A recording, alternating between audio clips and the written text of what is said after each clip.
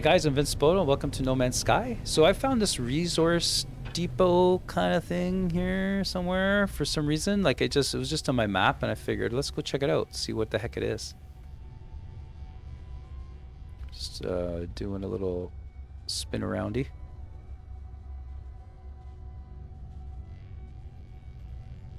It was there and on my map, and I don't know why exactly. But there's no sentinels here because I disabled them.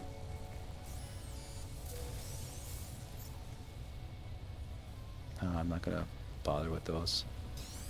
I got some mean animals here.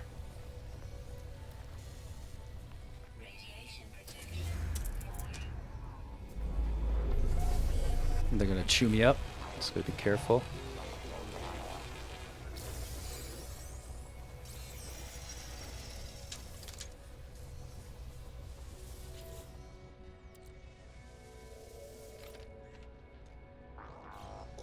These animals are mean. Now my scatter blaster.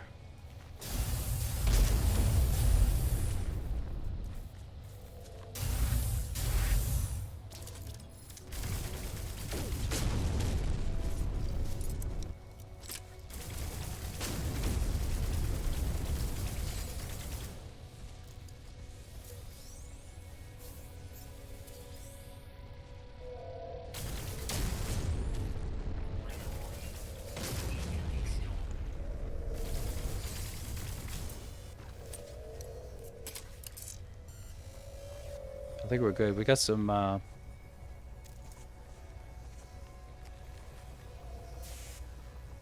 there's a guy. I wonder if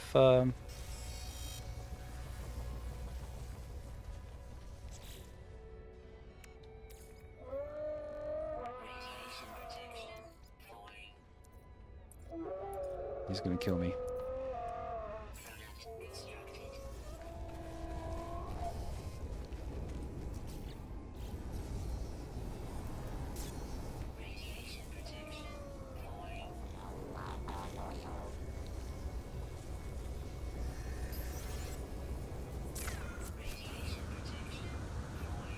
Okay, oh, yeah, you're right.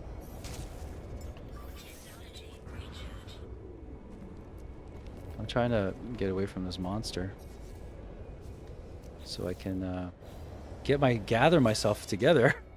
Maybe I could bring it into my suit because I wasn't able to feed the guy. So let's see if I could feed him now. Yeah, we can.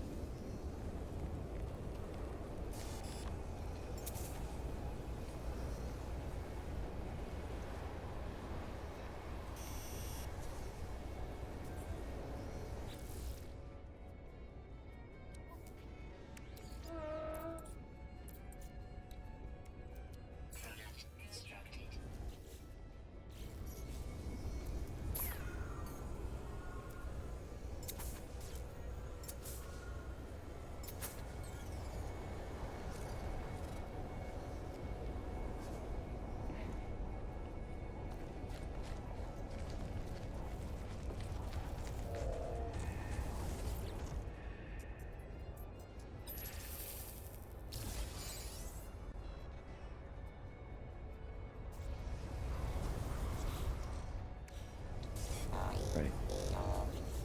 Let's how do we do this again?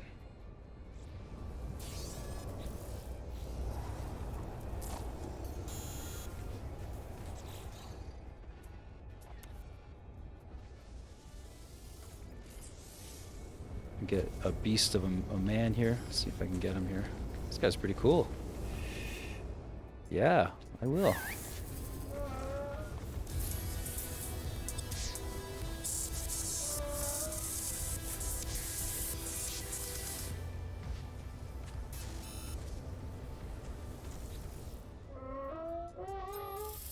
He needs some love.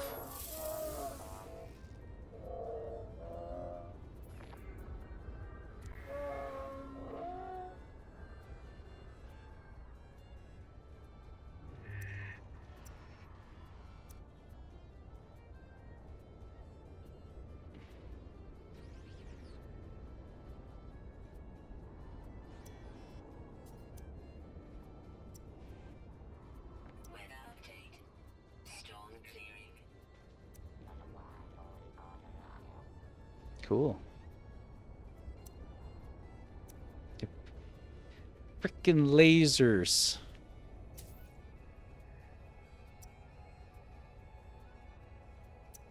All right.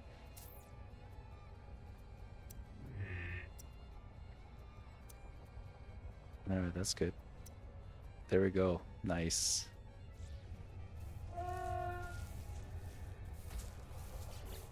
Really, really cool.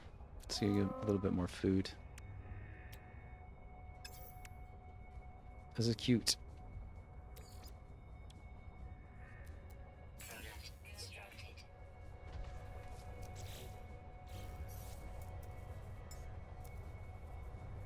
Give this guy one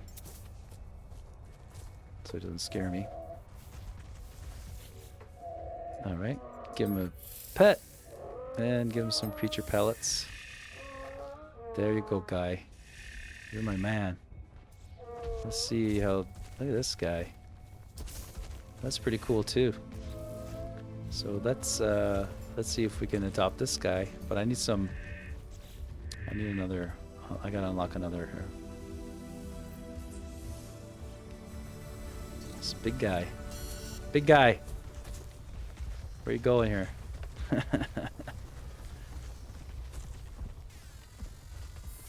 Big guy. Hey. You. I can't adopt him.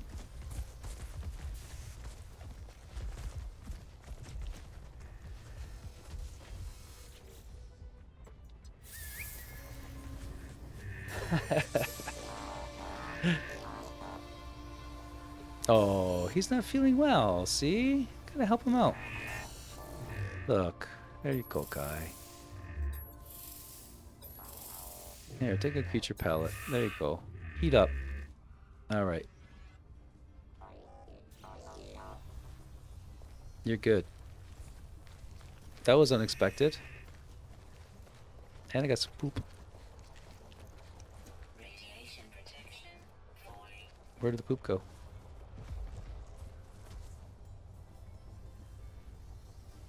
I messed up on the poop.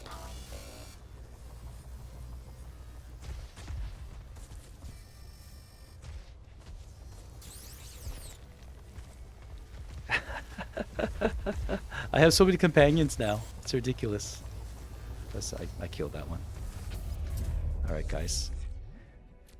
Now, let's work on this stuff here because I want to see, like, I do want to explore, like, animal stuff. So this is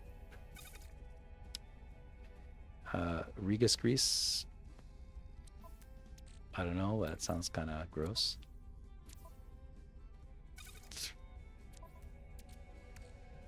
Enriched carbon bonus. That was from the what do you call it? From those craters, like those that depot. Like that's where it was from. I don't need any of this. I'm just gonna get rid of this. But that's also related to crafting high items there, right? It's good to keep all that stuff because it's something that you don't have to worry about. We're gonna put all the weird and food items here because the food item stuff is pretty big actually. Like there's like 200. I don't know, like there's 200 and something recipes that you can make, which is ridiculous. And there's a lot of ingredients. Like it's pretty mad, right? So you really have to involve yourself in it to get it going, right? Okay, let's get out here. Let's go to the cellars, see what they're doing. Because I have a building going on in there, and I noticed too that my my debt is getting like a lot less. Like I'm starting to make enough cash to like I'm coming close to being to breaking even, so I don't continuously lose money. So I think if I build this last particular settlement, I'll be able to kind of get like I think I'm not particular settlement, but there's a building that I'm building. I think it could be finished, or I'm gonna have one more step to do it. I think once I pop that in there, it might bring me to the point where I'm either even, or because I'm almost even now, but I won't, as long as I don't lose money, I don't really care. I mean, it's just it's a settlement after all. And I feel like I gotta spend a little time with it and kind of develop it, because it might be added to, something further might be added to it in the future.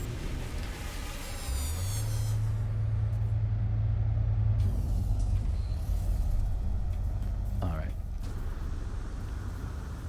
Now, was I in the system for the modules?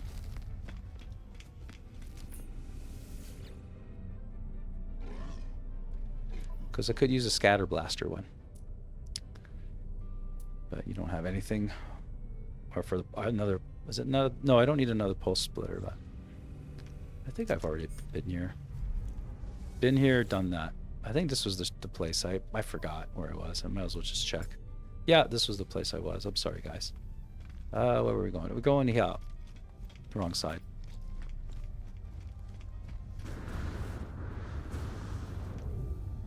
Going to the settlement. And as I was saying, like, as long as it's prosperous, it's kind of fun to grow, actually, because you have some disputes and things like that. Like, it's not too bad, and it procs eventually to build things. And I think I'm just curious to see how many things you can build. And as I'm kind of progressing in this, it seems like everything. I got a couple of green lights here and there. I'll show you how it was. I'll give you an idea of how it was and how it is now. It's bigger too, because buildings keep on getting added to it. There's a terminal in there. It's kind of neat. The Sentinels, that's why I have my weapon, because the Sentinels, every once in a while, they come and attack the place. But for some reason, it says on one of my notes that the Sentinels kind of like stay away now, right? Maybe because they kept on fighting, you know.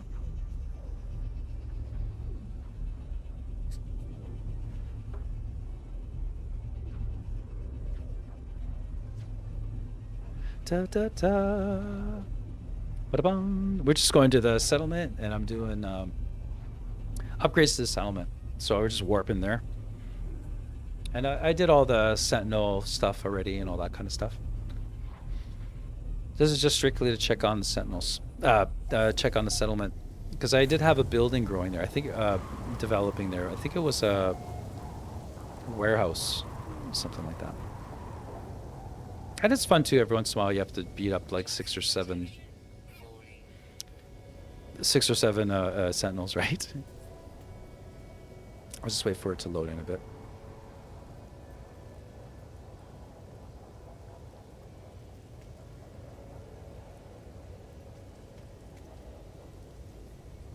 It's taking a little while. Oh, I was on the other side of the terminal. Anyway, okay, so let's go here. I see that there's this is my warehouse. I believe it's a warehouse. So it needs something else. One more thing probably. So hopefully it's not too complicated. 3 hermetic seals. That's not too bad. Could do that in a jiffy.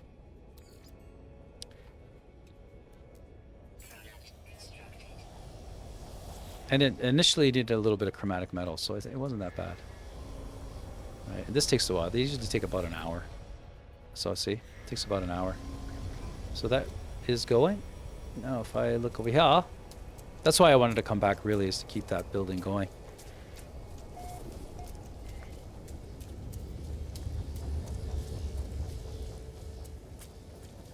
And maybe if I turn the, oh, sorry guys. I go back here and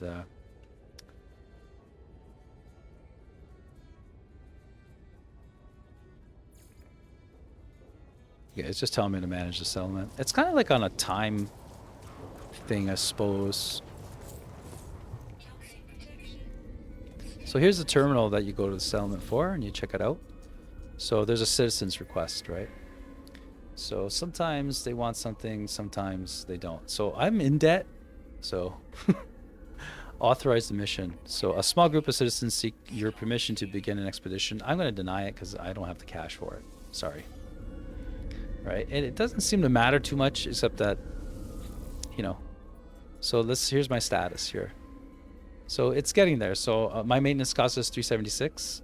and my production is 325. So it was way worse before. And now you see the settlement features. Those were initially almost all red, and then I started getting 2 more. But look at my debt. And you can't clear it or anything like that. I think it's just dependent on, you know, and there's room for growth. I think it was a C settlement. Now it's up to a B. I don't know how that really works. I just figured I'd keep on doing the stuff that they asked me to do, right? So I think that's the settlement for the day. Like, it might proc me later to come back, but I don't know. We might be doing some other stuff, right? I don't know. So that's it for the settlement. Cool balls, eh? All right, let's go to the animal farm now. Animal farm. And we'll go muck around over there with our animals, and we'll hatch that egg. I think I got to open up another pet slot as well.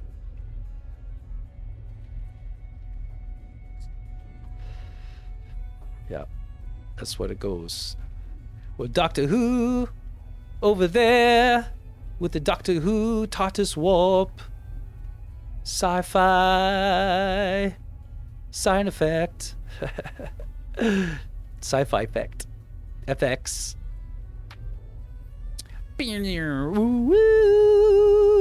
I used to hate hearing that, because you know how I don't know if you ever watched Doctor Who, but what they do is they they start this sound effect, and then the song starts. It's like right, and they always they were kind of set up in like miniseries, like, so the whole show would take like 6 hours, right? The whole plot line to play out, but they would always leave you on a cliffhanger, right? So, you know, something would happen, and then, you know, someone would turn around, and they go, "Doctor!" And then it would go, and then this effect pretty much that you're seeing now would come up. And I would be like, "Oh, I gotta wait till next week," because that was back when we had just television. But luckily it was commercial free, because it was on, I don't know if it was on some provincial channel, or it was on PBS. Could have been on PBS, right? I'm not exactly sure. Let's see what our, okay, so we got a bunch of, let's see what this guy's still going. I wonder what it has. Nothing. It has nothing. So I don't know if you gotta be here for that or not. What do I get in here? So it's been doing nothing. Don't know why. Maybe I gotta be here? I don't know. So let's get, while we're here and screwing around, let's get all our pets out. So I got this little guy. He's gonna dick around. I got this little guy. He's gonna come around. Where'd he go? Can you only have one at a time?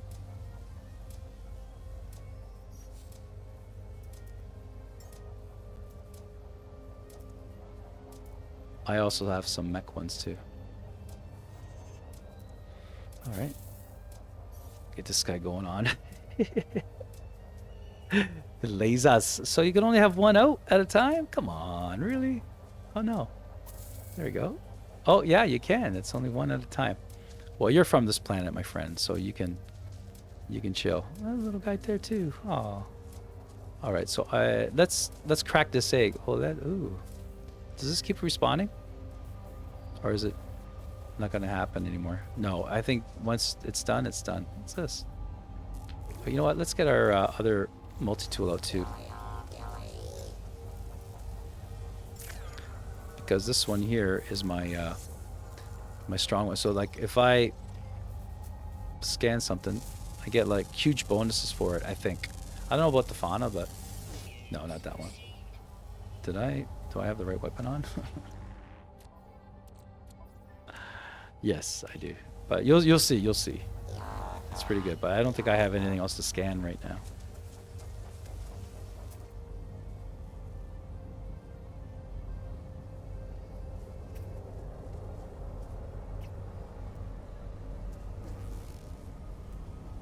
I think I'll scan everything in this planet. Well, maybe not, but anyway, let's crack this egg open. I'm a little scared to see what would happen. It's one of these guys. Oh, you know what? Maybe we could before we do that, let's open up this guy.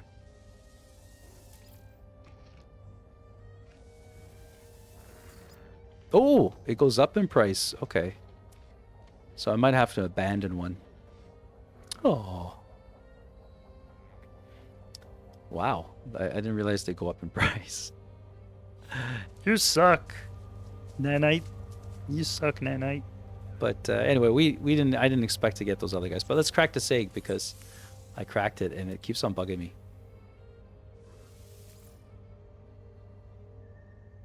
It won't let me register, so I have to abandon one already. Oh, sad.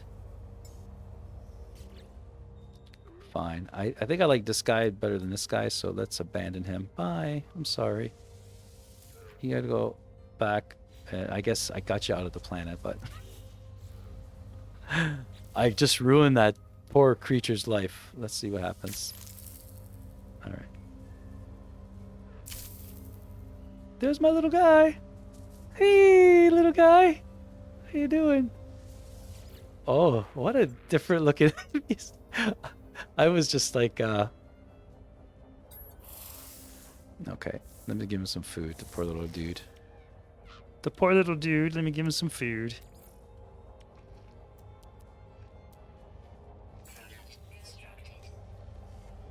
What a cutie. He's my little creation. Look, he looks different. So the mother, or the egg, came from... Let's feed him up.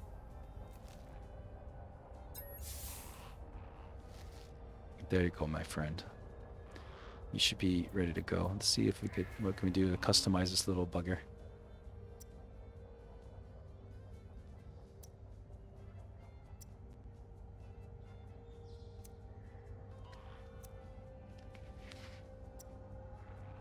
This is so cute. Yeah, I put a little satellite dish on him. I think the very first one was the best one so far. These ones are too big for a little guy. Get him to work. Does he show you what these are? No. No. Let's just leave him like that. He looks actually kind of cool like that. Right? Wow, he's so cute. Aww. And I haven't figured this thing out for the life of me. Like, it's supposed to be doing something, but maybe I don't know. Maybe I have to you have to be here. Like, it doesn't just it just doesn't work. You have to kind of collect these guys over here and get them to eat. Maybe if I just throw some down here. I still haven't figured any of this out. So yeah, there they go.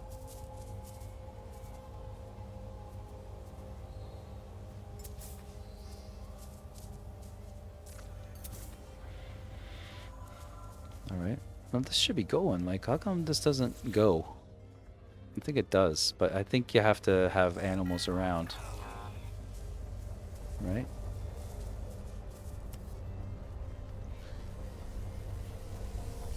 Oh. Okay.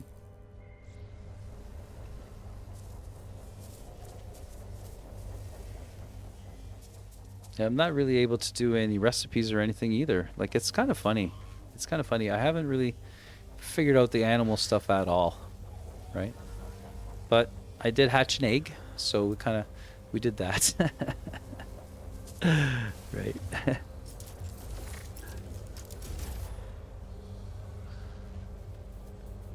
All right, so let's save up.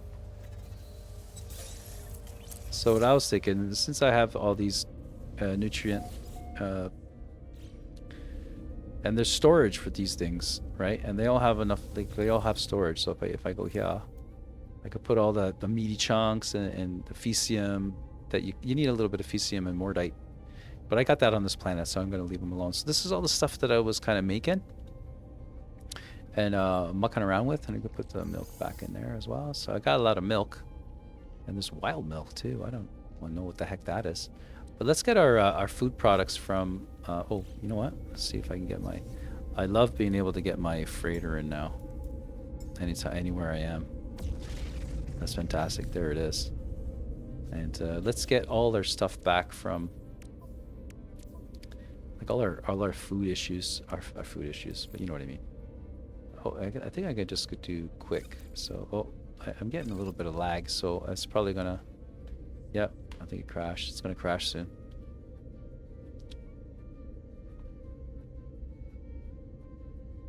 It's a good thing I saved. Okay. I think it just crashed.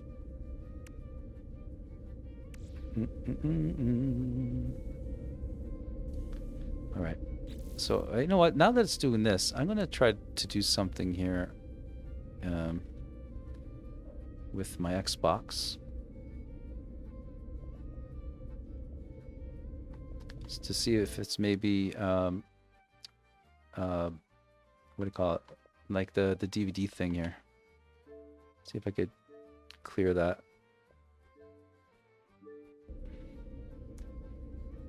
And it did nothing for that. Right? Look at that.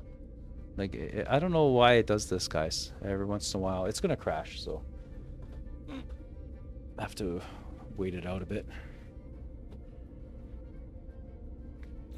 Or maybe what I can do, I can try to reload. See if that does anything. Because I just saved, right? Before maybe it crashes. I don't know why it does that. So you see the issues that I have with this game? Is that it just sort of randomly does this, right? And see if I can get there.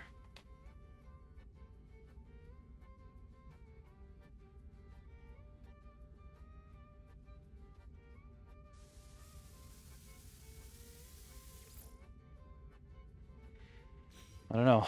Maybe. And I don't think it's a... Yeah, like I don't... It's not an internet thing. I have a monitor here on it. And it's working swimmingly. So I don't know what to flip with this stuff. Crazy.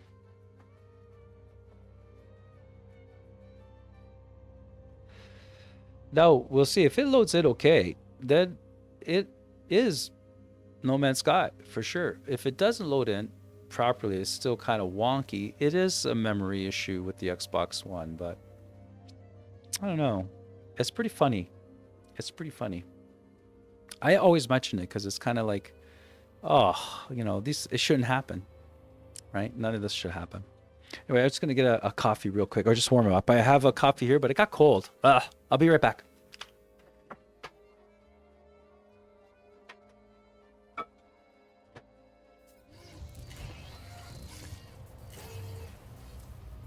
Yeah, of course I landed.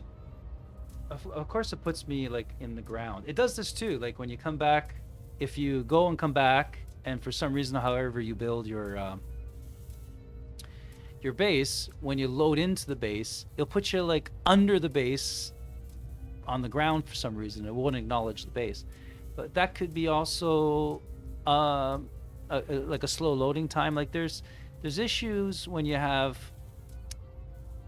games that are randomly generated, or however you said it, like sequentially generated things, because things don't load up in time. You know, especially like the stationary stuff. Like I kind of understand the planets because they're kind of just randomly generated, and they will come in and they'll kind of take time to load in. But if I'm at a base, the base should load in first, then everything else, and then my person, right? But I think it looks like it just takes reference to the ground, doesn't acknowledge my base, right? And then it leaves me under the floor. Oh, there's my coffee's ready.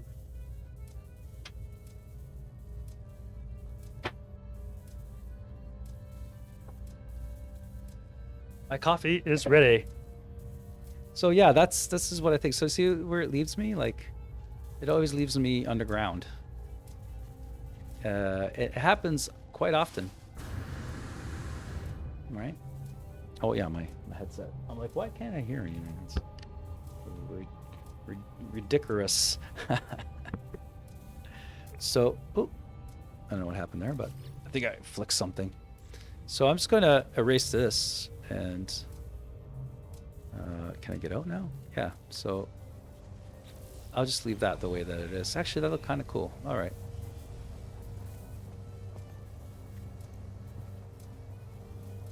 So it's working now, right?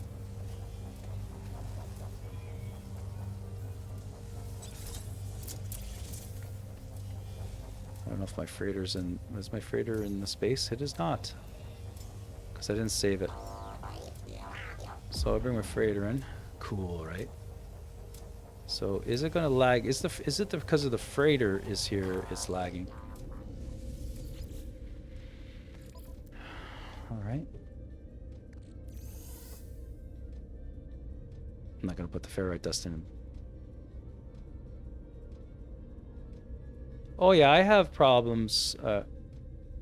Yeah. Oh yeah, you can get it on PC, man. Yeah, Legend. You can get it on PC.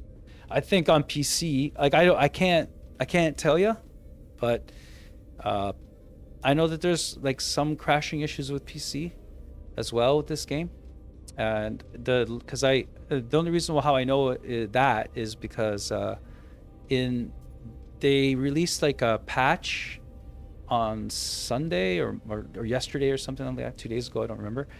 Not the update with the Sentinels, because they updated 2 times. On Friday, I believe they updated, like they put in a new mission and they updated the Sentinels, which are the enemies in this game. And then yesterday, I got another update, and it was supposed to clean up a lot of things that happened in the game, like crashing, and there was about 6 or 7 items that would you know, because of this, the system would crash. Because of this, it would crash. So they had a few things, and they are working on it. It's not like they ignore it, but it does crash. And I know on PC too, when I hear people, because I've been watching, after I played for a while, I've been sort of watching, there's about 5 or 6 guys on YouTube that make videos like every day. And they always kind of say, you know, save all the time. That's why I got save beacons everywhere, right?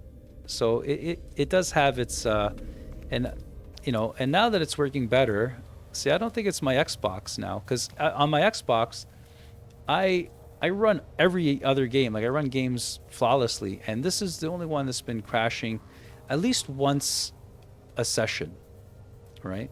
So it's not the end of the world, but still. Yeah, the saving system's a little bit, well, you have to build, if you build these save points, then you're okay. And also there's a save beacon that you can just build anywhere, and you can save this, you could build this anywhere too. There's like 2 different kinds. There's a manual save and this save. I don't know what the difference is, but I know that it's saved me quite a few times.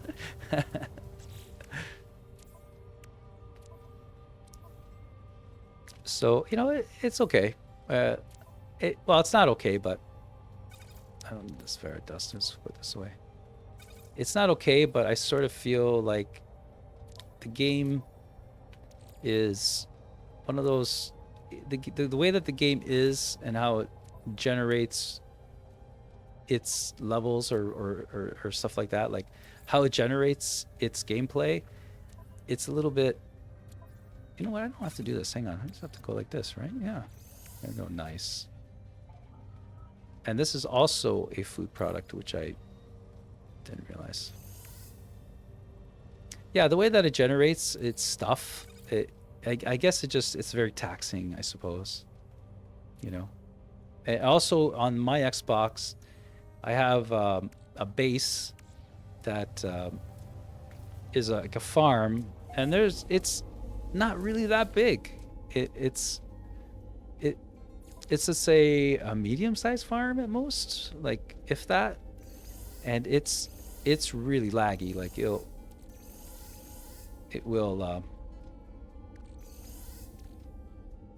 will crash my system, you know. So I don't know, I'm not sure what's going on with it. So while we're here, why don't we just take a little bit of this processed meat out and see what we can do with it. Maybe some the silicon egg. Let's do that. And our mystery meat stew we're gonna sell. And let's see what this does. What does this do? What does this do? And what does this do? Okay. I think I got everything. The milk, I know it makes butter and stuff like that. But this is crazy because that's half of it here. Like, how can it not take anything? Like, the processed meat, it's got to do something. Right? Let's add something to it. That was silicone eggs. No? How about some feline liver? No? How about a hypnotic eye? Hey! I got abysmal soup. Nice. Now, do I get abysmal soup with or without that? Oh, I get a horrifying. I get a lava core with it. Let's make one or two of these too, because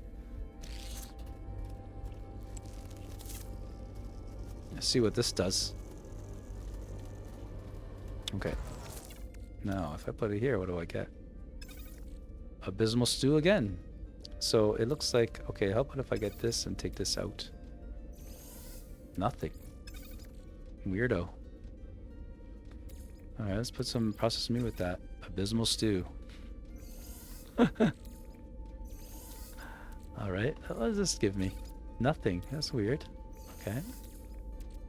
Let's see if I put the mystery meat stew in. I get nothing. So this is like the final. Oh, maybe I could add. How if I add processed meat to it? Nothing. Oh, you suck.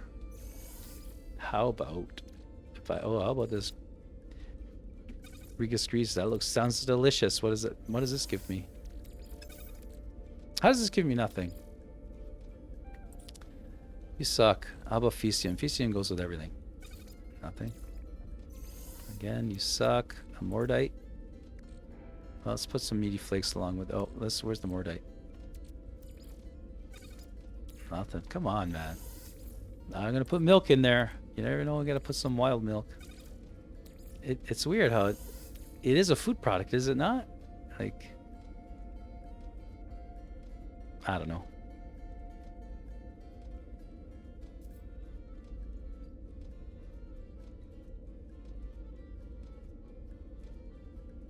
Oh, I totally agree, Legend.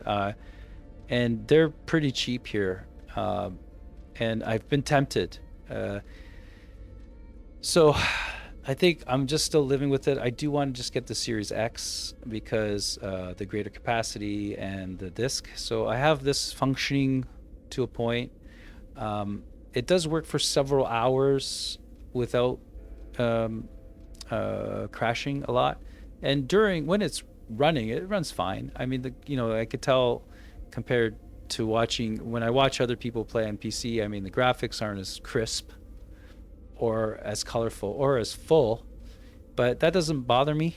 I'm okay. And the frame rate's probably at 30 FPS with this right now. So that whole thing doesn't bother me too much.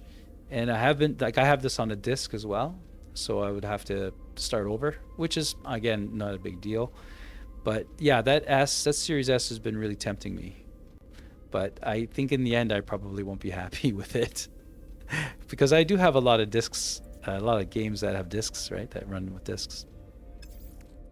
And I figured I'd rather just wait it out. But I don't know why the Series S's, which are almost identical in architecture, are available, but not the Series X's, right? It's weird. And I don't know. You could buy them on Xbox, on the Xbox Live, like on the Xbox Store. You can buy them, and they're $100 more than retail, right? And I was tempted to do that too, right? And maybe I will, but I don't know if they'll be able to supply it, right?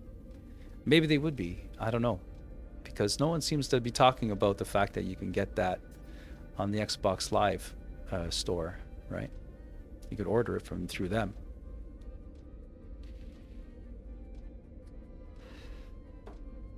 But yeah, with the new games, I also played Metro Exodus, and even Dark Souls 3. Dark Souls 3, I never experienced a crash. And Metro Exodus, I think the graphics kind of glitched out once and I had to restart one time. And I played those games. Well, Dark Souls 3 I played for a couple 100 hours for sure. And Metro Exodus, I played through it twice, so 120 hours, something like that. And it crashed on me once. So, but I could tell with Metro Exodus and Dark Souls 3 that it's getting near the end, right? The Xbox One. But that's okay. That's okay.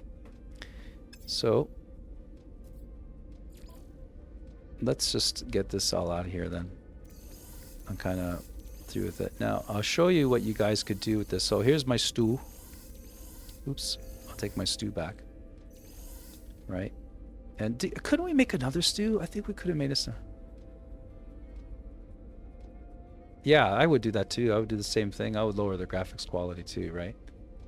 I think the like 4K gaming, like just well, in the high settings.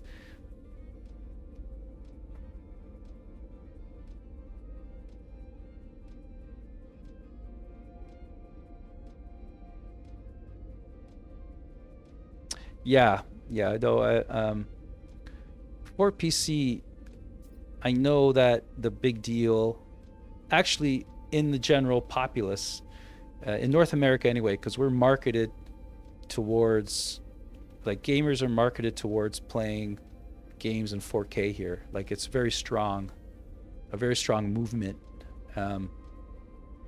But gamers that I know that are rather serious, they like, why would you play on a 4K? Like, a 4K is like for a big television, and there's applications for it, don't get me wrong. And the 4K monitor, if you want to run it at any decent FPS, is really expensive, you know. From what I gather, the guys that have the PCs and they're playing, you know, those FPSs and games that you need those frames, almost all of them are sticking to, well, some of them are at 1080p still, but most of them, and they're saying the cost at 1440p, you know, like 200 frames a second or 120, 140, whatever it is the sweet spot, because you can get a 1440 monitor pretty good, you know, for a good price. And you can run, and you know, machines built to run 4K, you know, 60 or 120 FPS, they could easily run 1440p at, you know, 200 frames a second, no problem. And you got the screen to show it, because, you know, if you're a gamer, you're not using, you know, a large screen TV. You're using a monitor, right? In most cases, right?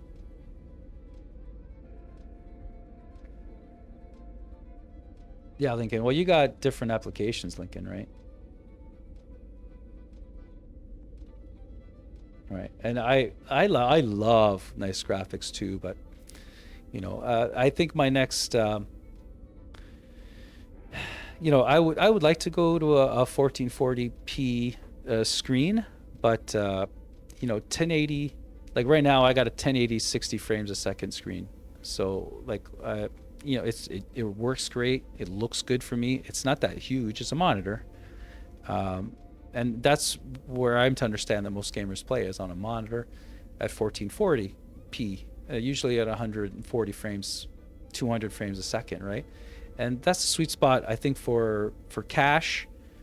And also, like, why would you want a 4K resolution on a, you know, a 21-inch screen? It doesn't make sense.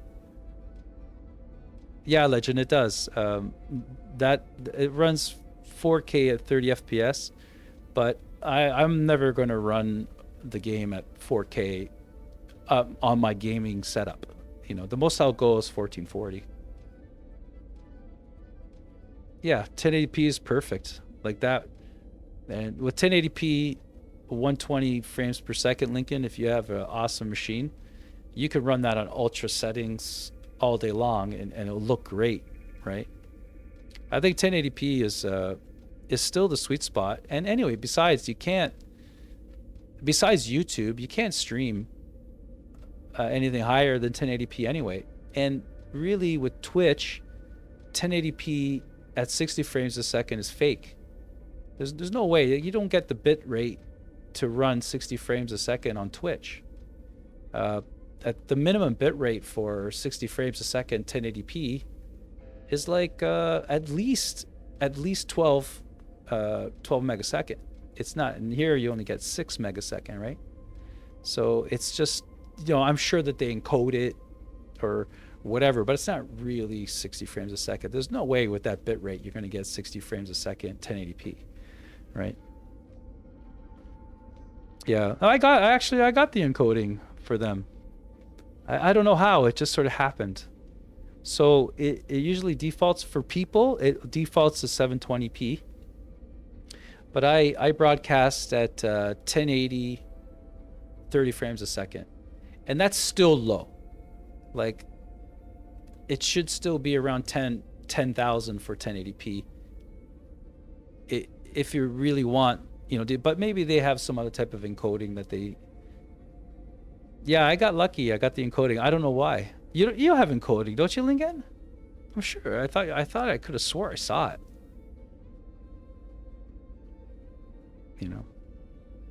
But anyway, let me get out of it. Let's go sell this meat stew. We'll go sell this. This guy's the guy's a dick that you sell it to.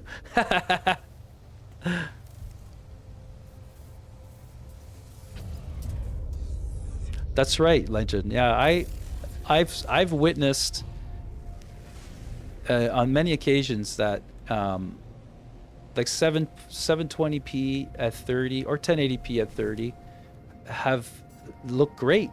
And then when there's people, actually 720 60 frames a second, I seen it looked okay. It looked like the color looked a little bit funny, but it ran nice. It looked good, right? But 1080p 60 frames a second on Twitch, it gets pixely a lot, and what are you gonna do? You try to tell people.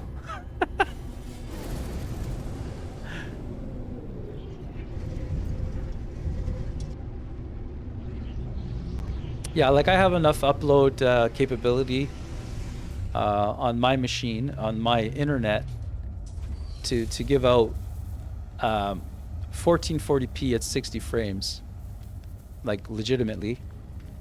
But what's the point? I can't do that with Twitch. So I'm only dishing out 6 megabits a second. That's it. It's like it's maximum, right? Where's the food? Where's the food guy that needs a freaking holiday? There he is. Yeah, what do you are you at 1080p, Lincoln? Oh yeah, you're right. Yeah. No, Legend. I was kind of talking about broadcasting it, right? Because I don't get the bit rates. Because when you're recording, and bit rate, even a variable bit rate, whatever, I leave it pretty high. So when I'm encoding videos for myself, I'm at like 30 megs a second, and I encode it at 30 meg. And I think the recommended is like 12 or 18, but it gets pixely. It looks pixely to me. So I just double the size of the file, and the file is gigantic, right? And I have an Adobe encoder, so it's not like it's not effective, right?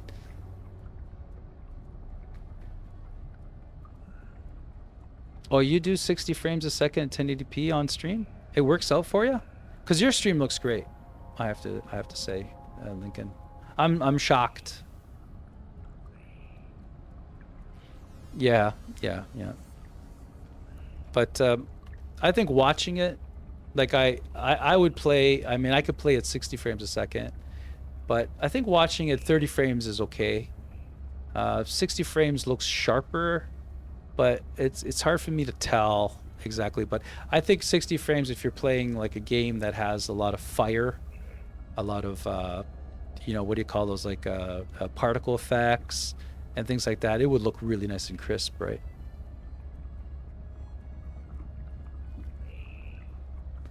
Okay, Lincoln, stop showing off about your machine, okay?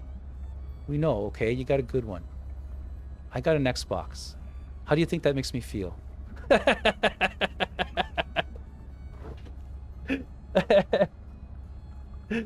Yeah. Yeah, you need that bit rate. Well, you know, Twitch limits you.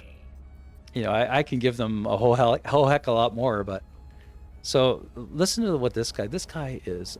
So I'm going to give him my mystery stew, right? Listen to him. Well, you have created the most average mystery meat stew imaginably. Quite some achievement. And he gives you nanites. Yeah, thank you for 40 nanites.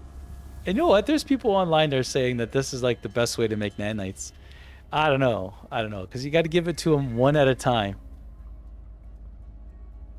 Oh, he's actually giving me compliments today.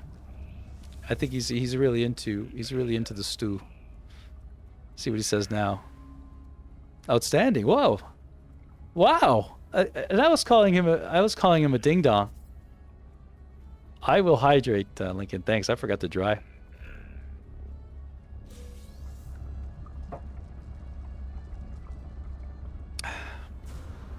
Oops. But you know, someday I will get a Lincoln machine. I will have one. You know, I always make lists. I always shop for computer parts because for me to make a mega machine, well, besides the GPU, because I have a 1050 Ti, that could get me anything in 30 FPS. But, and I may have a gifted one coming, but I only need a motherboard, processor, and some memory. Like like I have a pretty good machine. Like I have a good my hard drives and everything. Anyway, basically I only need like 3 things. I price those out all the time. It is legend, but my processor that I have now for my PC won't handle any games. I have an i7 2600, right? And for streaming and everyday things, it is a rocket. But when you start encoding, when you start doing any real-time video encoding, all that kind of stuff, it just bogs down. So it's not really the video card. It's the rest of it. So my motherboard, processor, and memory have to be swapped out. I have a power supply that can handle it all. So it's like a $400 upgrade for me to get an i7 11.7, which is gigantic, right? I can get it for all, like I could get like even the knickknacks and any little extra things. So let's say $500, right? But and I make up the notes. I almost order it and I never do, right? Because I just can't justify it. I'm one of those types of people that if it breaks, I could buy it, but if it's working, I don't. I just have that weirdness to me. Yeah, 1650s are awesome actually. And they have a built-in encoder, but so does the 1050 Ti. It has the same encoder in it. That's why I got it, because it and this was years. Let me get this going while we're talking. This was a few years. I think I bought it a year before the COVID and all that GPU crap happened. So I got a 4 gig Asus GPU 1050 Ti for like $89. I think they're like $17,000 now. Right? And I bought that card because my card, I had like I think I had a 720 or something like that, and I don't know, it was just not working properly, so I picked it up. Do I have any more mystery meat?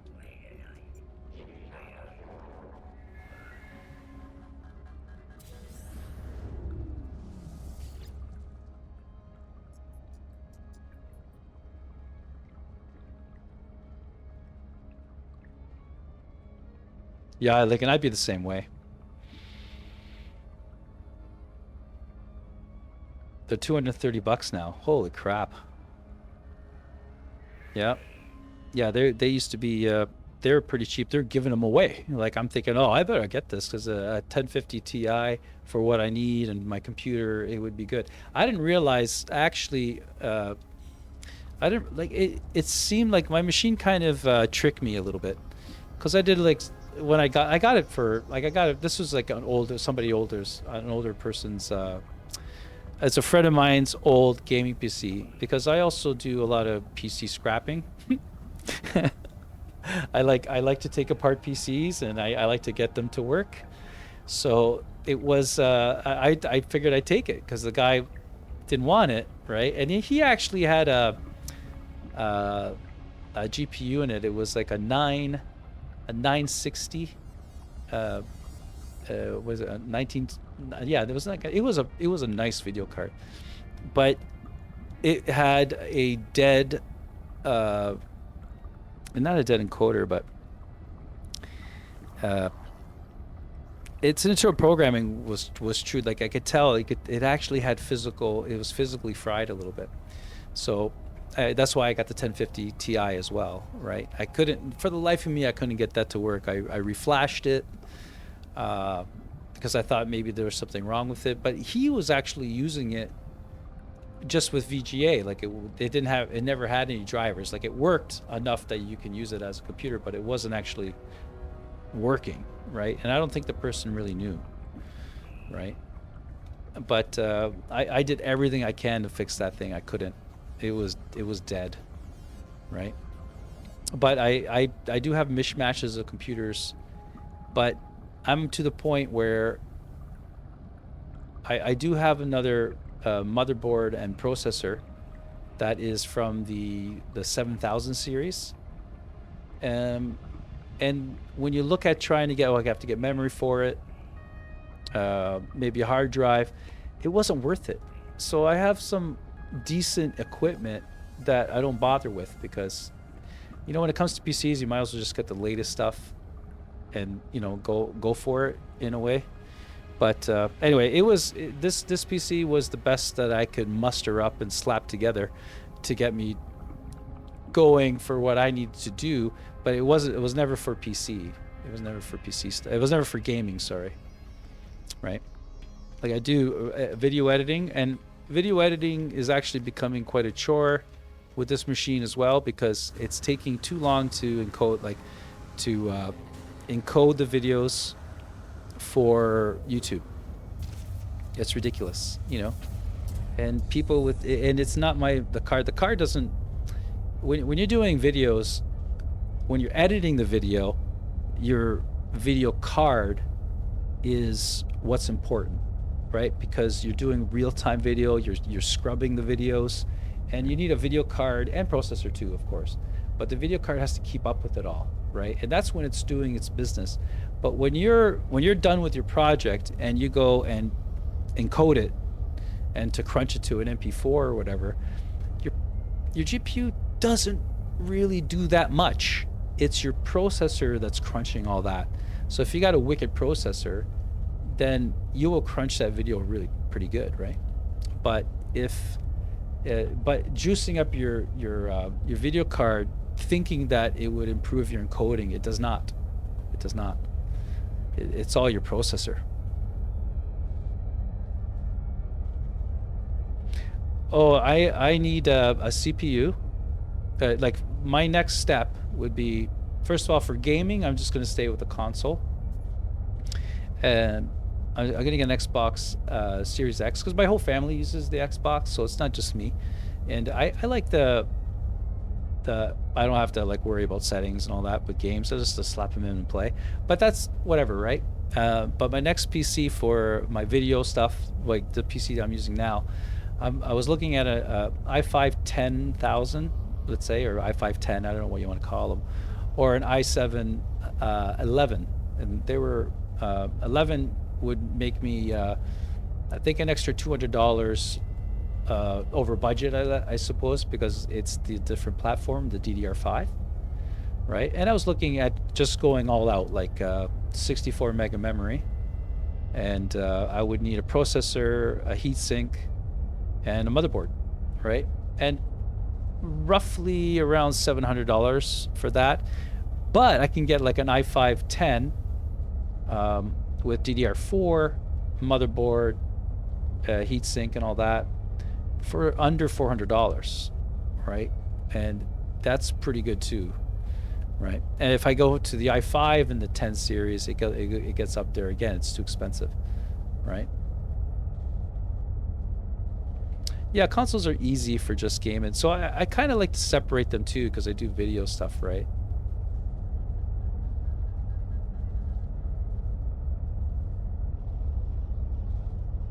Yeah, yeah, yeah. It's fun. Look, I gotta play, guys. You guys, I could talk about PCs for the rest of my life, because I've always, I don't know. I went to school for electronics and stuff like that. It wasn't computer and science, but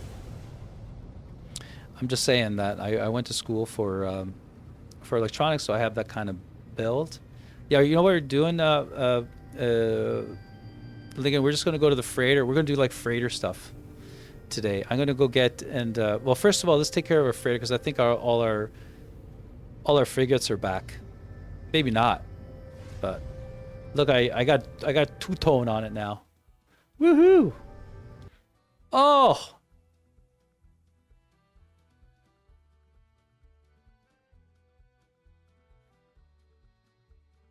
Stop laughing, Lincoln. Oh, I know. Freaking Xbox One.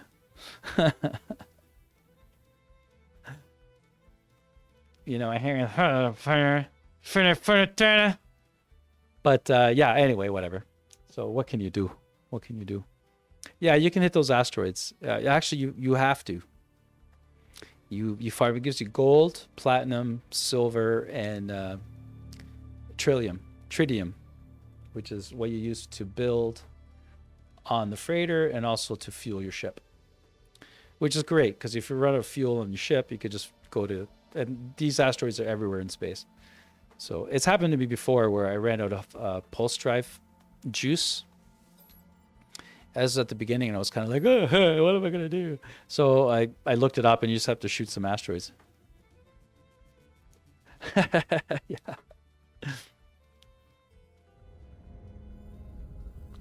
Oh, if you go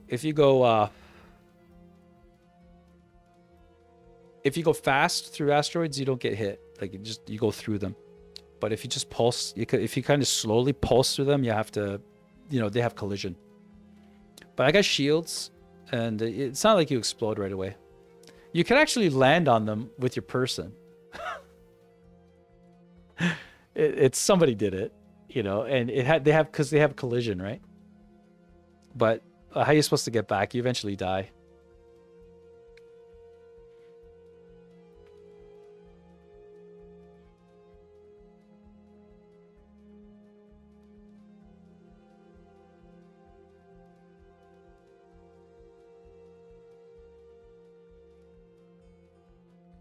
Yeah, I saw that 960p, but for me, it's like what happens if you full screen on a 1080p screen with that? Like, would it be like smaller? Like, I don't know. Yeah, it's kind of like an unusual bit rate legend, but I'm sure because I know that there's guys that count everything and they really, really know what they're doing. Right. And it sure looks pretty cool. There's your meteorites there, Lincoln. Where'd my freighter go now? I was just showing off my freighter too. I was saying, look, I got two-tone. Two-tone. It's two-tone. Had to pay like 10,000 nanites for this. It's ridiculous. But let's see if it don't crash again, please. Don't crash.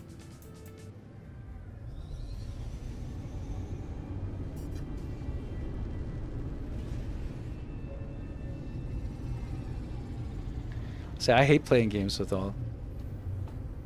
Yeah, okay, I will. You can't do that, Lincoln. You explore the asteroids.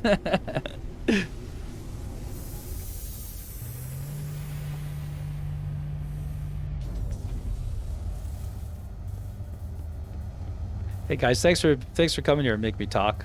It's nice. I like talking about tech stuff. It's fun. You are correct there. I started actually on PC. I'm older, and so when the first I never we never really got into the VIC-20s, the Commodore 64s, if you guys know what those were. They were kind of like popular machines, like home machines.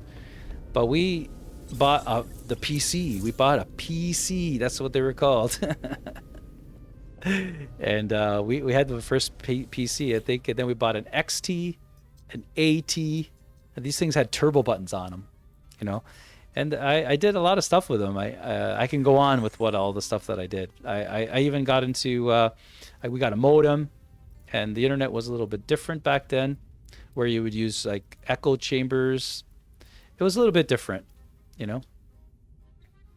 And NASA and things like that were open. And it was real exciting. And even back then, they used to have a thing, bulletin boards, and they would have video games on them that you can download, and they were just like green pixelated types of things. And the deal was is that you can download like 5 or 6, but then you had to upload them. You had to give them one, and that was the deal with those.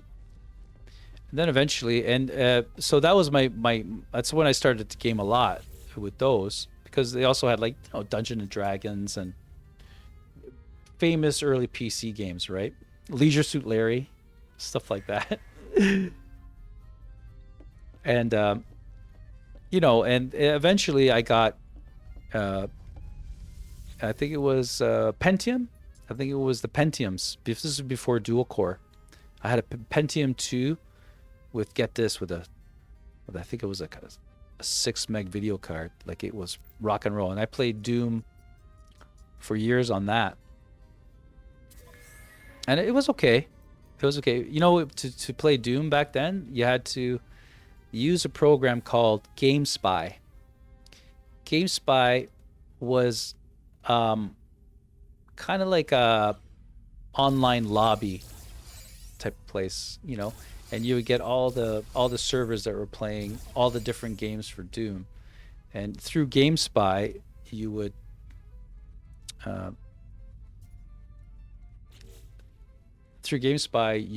you would be able to play online, right?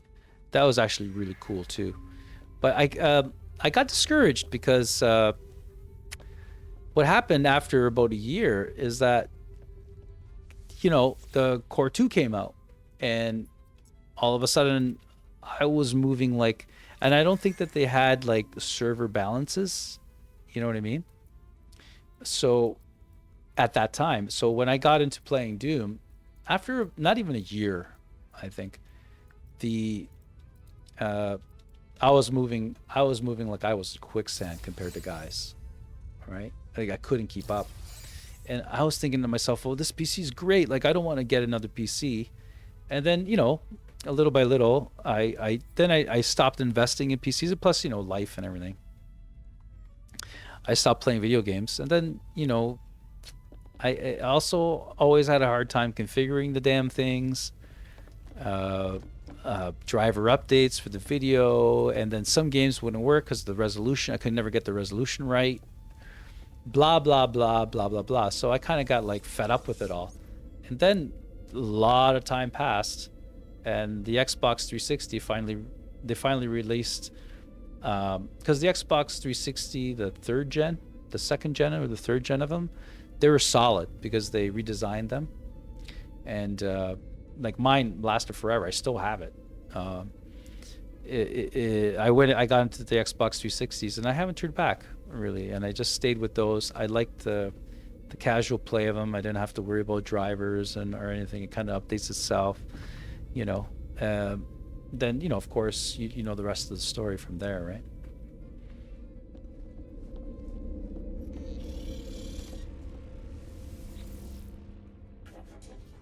Yeah, the Xbox 360 rocked. It was a really cool moment in time.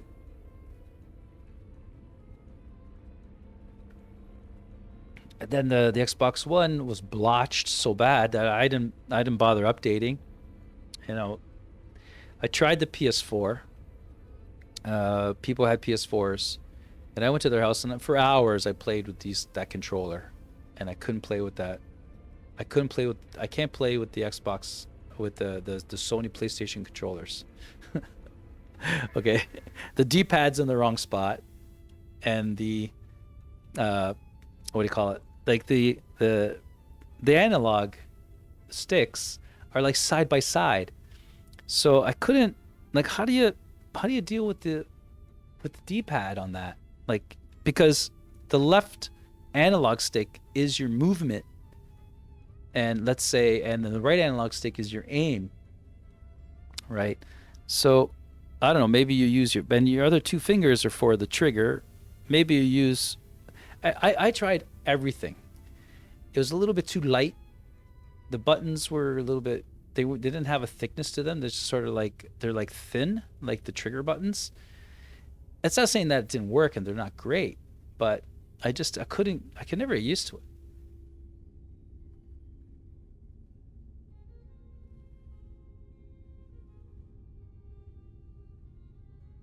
Yeah. Yeah, it's a very subjective, right?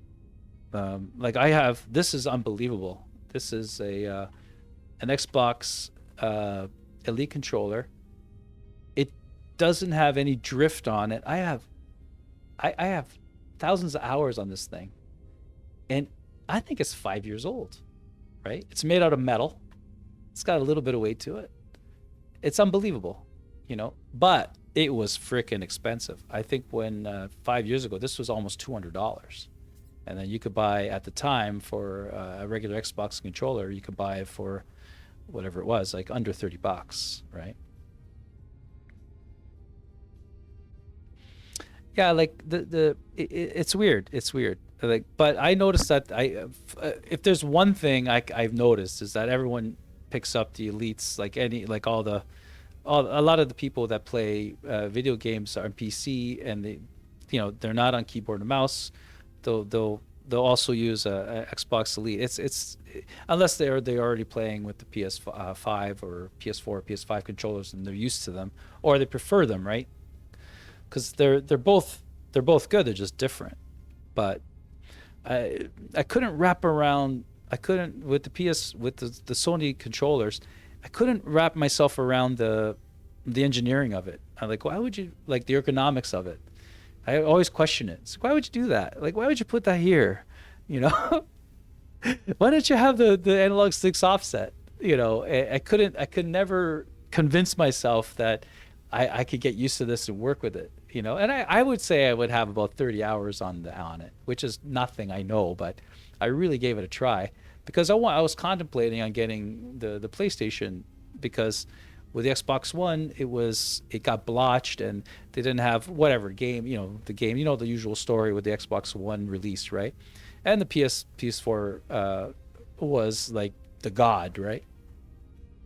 And again, I couldn't get into it, so I just stayed with the Xbox. And now with the new release of the next generation of the Xbox Ones or the Xboxes, it seems like they're pretty much equal in a way, and I favor the Xbox release and products.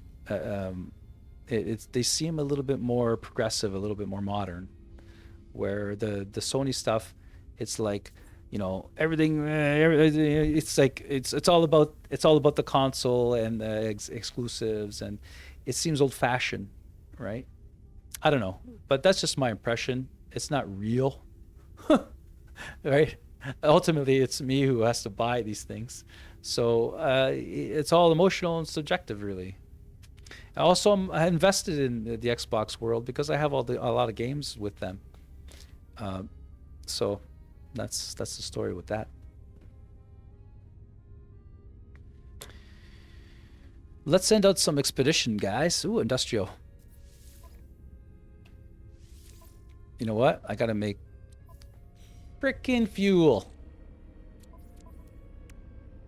Oh, no, this is all the stuff see, these are all the things that you get back from expeditions.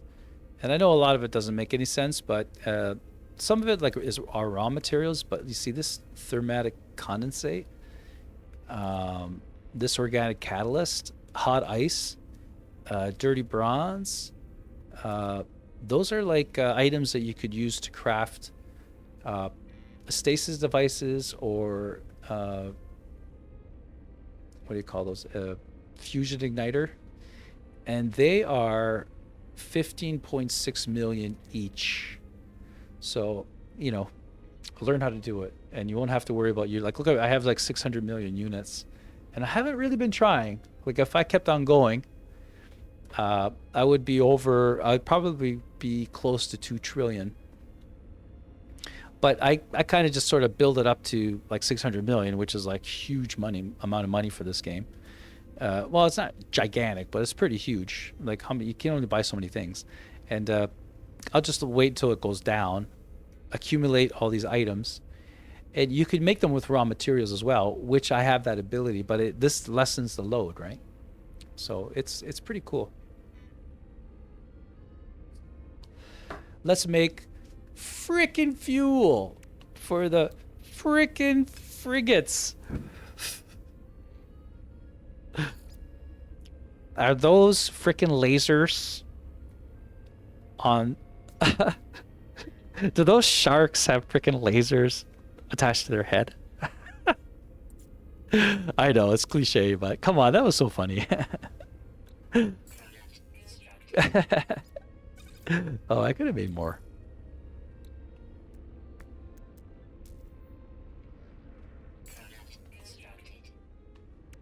Let's see what I'm missing. Oh, we gotta make some dihydrogen. We'll go do that. We'll go do that right after this. Okay, I think I got enough freaking fuel for the frigates. There's a lot of F's in freighter frigates. Hey, holy frick. I know, Cheeserama, Cheesatola, Cheeserola. Okay, whatever, guy. I think he needs glasses. All right. Okay, industrial. Got. Okay, we'll send this dude. Well, you know, I'll leave him out because there's going to be another one. Okay, I'll send a good guys with this. I'll send another. I'll send a B. I'll send a support. And I'll send a combat. All right. And we'll send another. An exploration with them. There we go. Fly free. Oh, let's see if I have any of this stuff. No. Fly free, my children. Off they go. All right, let's see what else we can do. Like, I have a lot of industrial guys, so let's do a 3-star. See what these guys do. So we'll send a beefcake here. And we'll send this beefcake here. We'll send another beefcake here. We'll send a combat. And we'll send a support. Oh, I need more fuel. I need more freaking fuel. All right. We're going to do some crunching. I forgot kind of how to do it, but I got to make dihydrogen. I knew I was running low, but we're going to rip it. Oh, you know what? I'm going to save because I got paranoid. Time is it? We're still good. We're going to rip it. So, bow.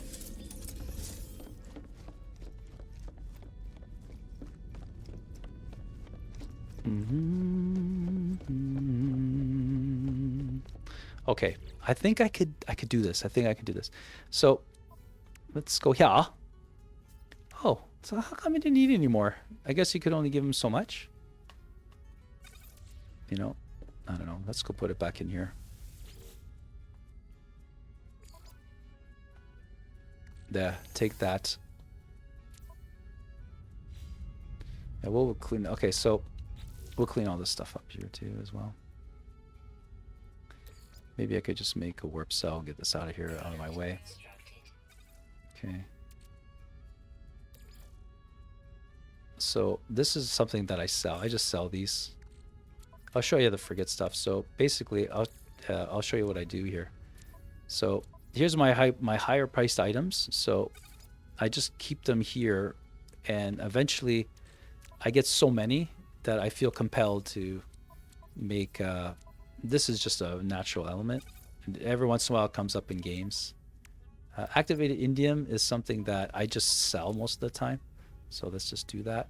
I don't think I have to actually do that when I do this. I think I could go here. No. Here. Yes, and put it in Maxwell suit to sell. This is also a stasis device. Perfect. Look how many there are. That's awesome. So this is like a third of a stasis device right here. And there's 27. Like, it's just an immense amount. It's ridiculous. It is ridiculous. It is to laugh. Let's do this and put it in my high capacity inventory. This one here. Oh, I keep on doing that. Sorry, guys. This is going to sell. These, I think I have. I don't know if I have any active. I do. Here's another thermatic condensate. This is another high item, which I don't have any of, but bonus. So eventually, if you accumulate enough of these, you could just go ahead and bang a stasis device out, make yourself a cool 15.6 million. Stupid, right? Hot ice. Does that make any sense? No, it does not. Here's another one. This is another item that is worth keeping. These, I don't know. I don't think so, but I kind of keep them here, and I'll sell the rest.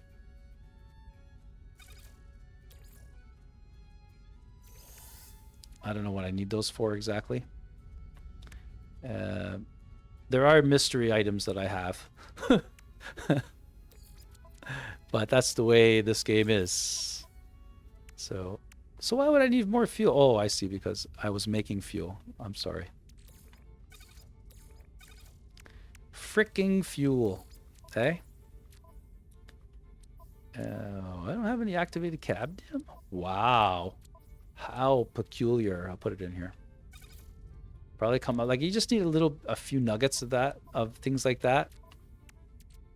Because every once in a while the game wants you, and these are like Corvix castings.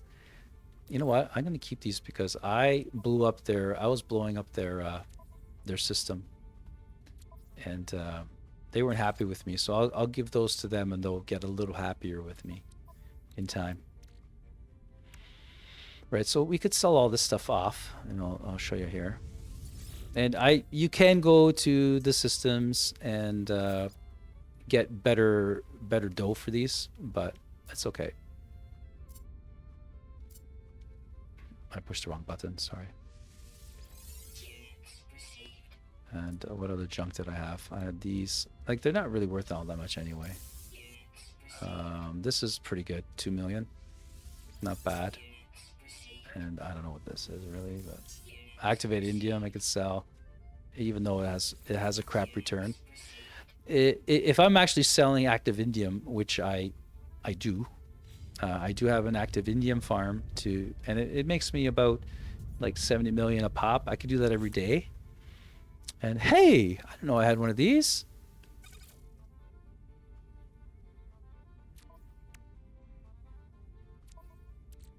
Huh. We'll pop that later. What is it? It's a weapon. I don't say it because this one here, it's not a weapon. So I'll smack that in there later. Wiring loom. Where did all this come from? Did it come from the freighter missions, maybe? Huh. Weird. The nav. Okay. Augmentation, which probably can't do anything about right now. All right, so I sold all that stuff. So, okay, now, sorry guys, I am all over the place all the time. This game gives you a lot to think about. So if I go here and I make some dihydrogen jelly, so let's just make, oh my gosh, so I don't have very much. I used it up a lot. I used it up a lot of it. See, dihydrogen. I have 38. What the heck did I use it on? I must have been all the fuel. Gosh darn. So we'll see what happens. I think now that if I get dihydrogen, this get the dihydrogen right here. Yeah, it turns into jelly. So it's 30 to 1. But if I add oxygen to it, it goes 1 to 1. Oh, it turns to salt. That's ridiculous. Okay, that's not the way to do it then. I think it was this. So it doesn't do anything. Oh my god. There was a trick to this. Oh, okay. So you have to make dihydrogen jelly. And so let's process this. And so if I add oxygen to this, it doesn't do anything. It doesn't make it better. Oh, it just ruins it. And I know there's also something else that you can make dihydrogen with, but oh. Oh yeah, that's right. Okay, so I think it's like the hydrogen jelly. I need like 50, right, to make one. So I needed 50 dihydrogen to make one gelatin, but with one gelatin, one dihydrogen jelly, I can make 50 dihydrogen. So I think that it's like a loop, like it'll keep going, and it'll increase it by quite a bit. I think so. Did I already do this? I think I did. Yeah, it makes salt. Gosh darn it. I don't want salt. So this is not going to work, right? So it goes down to 3. So I think what you do now is you go into your suit and you make more dihydrogen jelly, right? Because I have... Well, let's see how it goes. I could have swore there was an oxygen component to it. Maybe not. So I made 3. And let's go into here. I think it looks bad because I started with so little.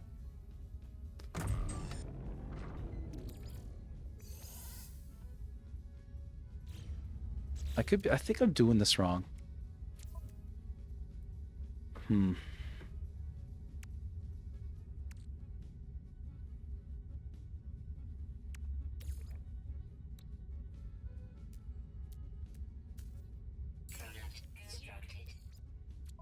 Or it's just that it's it's slow to start. So it is building, but it seems a little bit like a bit back and forthy. I could have swore that this was like I had a better thing going on.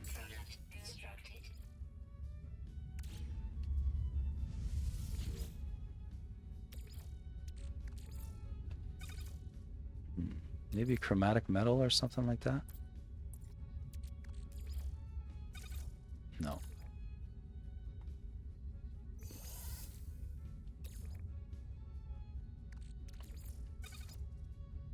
No.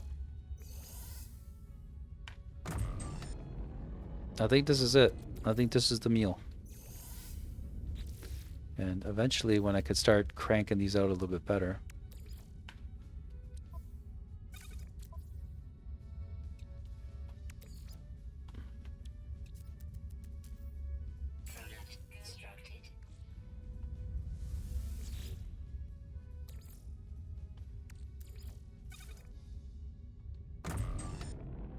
It's a little bit painful.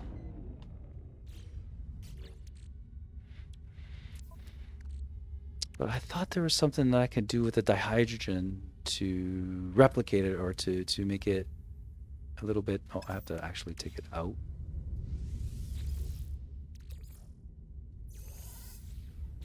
Like it's taking its... It's a little bit slow.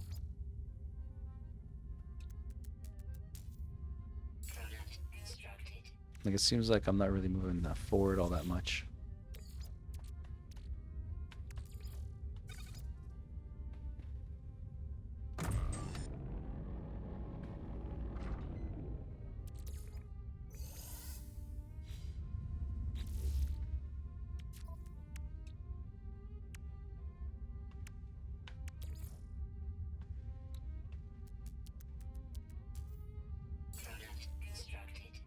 So is it replicating? I'm not sure. Let's just keep it up.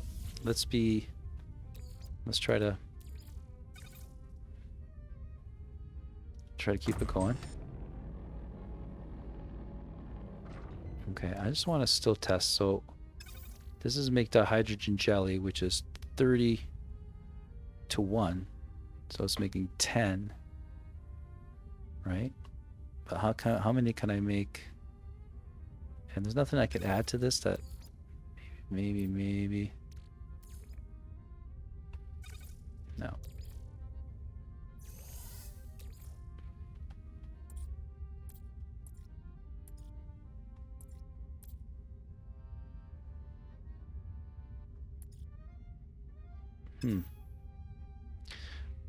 So that's 30 to 1. So anyway, let's just go the old-fashioned way still. So let's see. So I have 450. So I was making 10, but that took 10 minutes to process. So that's not going to be the case here. I don't think I'm going to do that. That takes a little bit too long, right? So let's see how many I can make now. So it seems better, but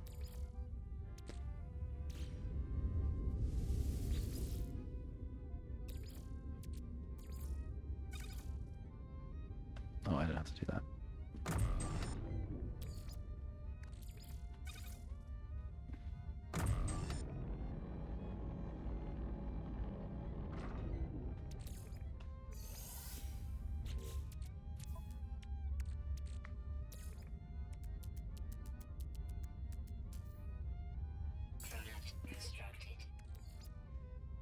I always want to grab it.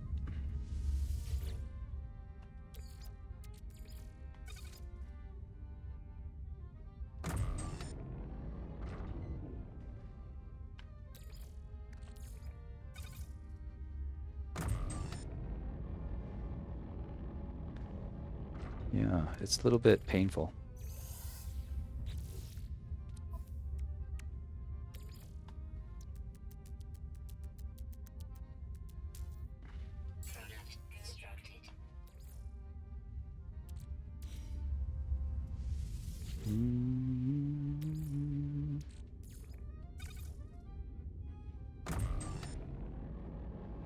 It's nice and fast. I have to say that.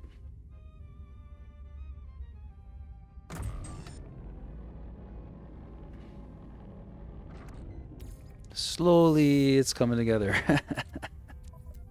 I was thinking maybe I could buy some dihydrogen jelly too, so I'm going to go check that out while it's doing this. So it is increasing clearly. Like even visually you could see that it's getting there.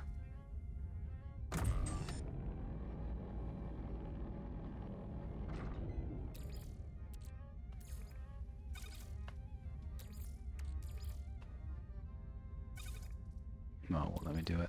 You suck. Okay. So there. Did I try oxygen with this already?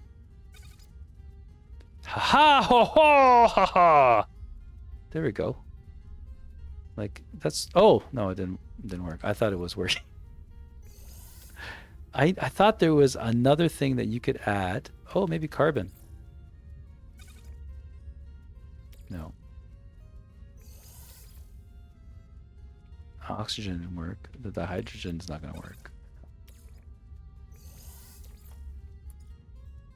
Chromatic metal, I don't think I tried with this yet. Doesn't like that either. How about tritium? Because they're kind of... Nope. You don't like that, Ita. Where was this? A starship? Probably. Anyway, let's crack these. And while it's doing that, I was going to see if there's any gel in here.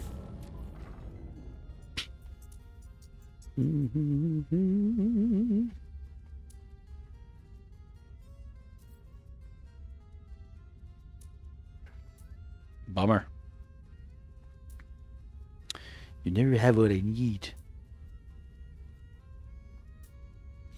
You suck, store. I have something else too. Put that in my exosuit. Let's continue this because it's going pretty good actually.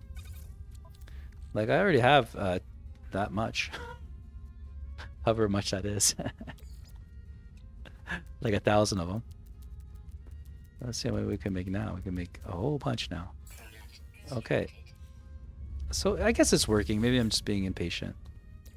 I'm always trying to get a better ratio out of this thing, even though it's not bad.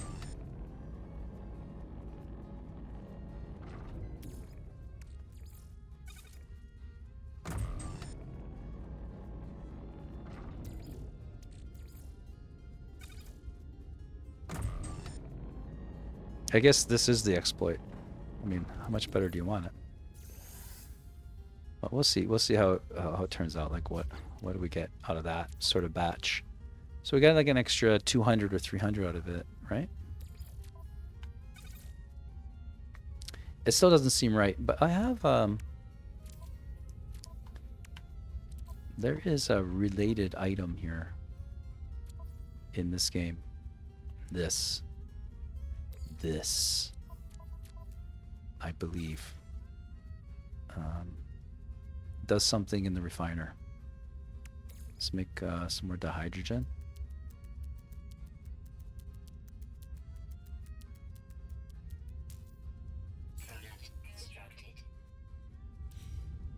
Okay, let's see what this does. Where is it? This one. See how it's kind of similar? I think it's like double.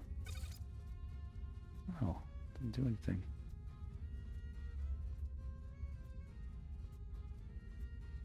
Stable hydrogen isotope uses heavy and both small scale fusion reactors and neutrons.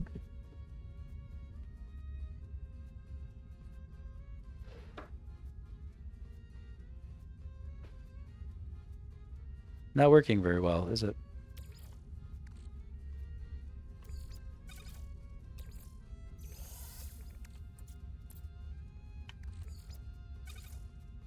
Nothing. Okay. In the meantime, I'll just plop this in here.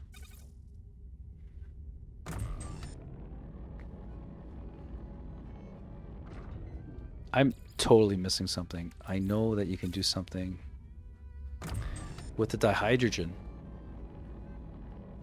and you can get it. You can get more dihydrogen out of it somehow. I could be wrong, because I think you use the jelly to kind of get going.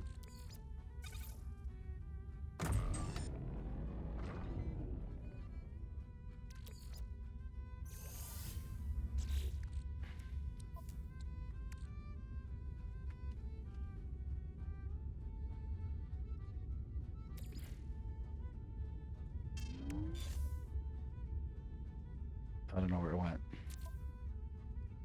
Where'd it go? It's never made that sound before. I've never heard it. Where'd it go? Did it go back to storage?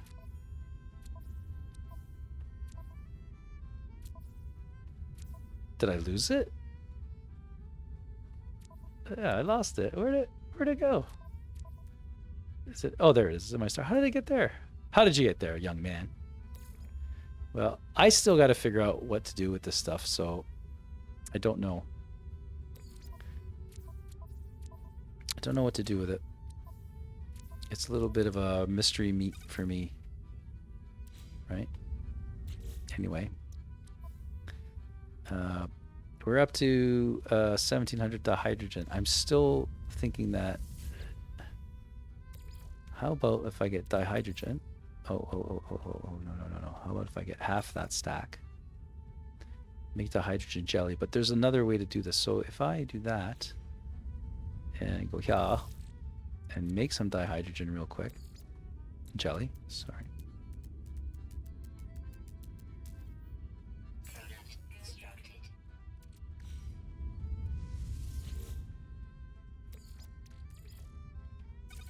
No, doesn't like it.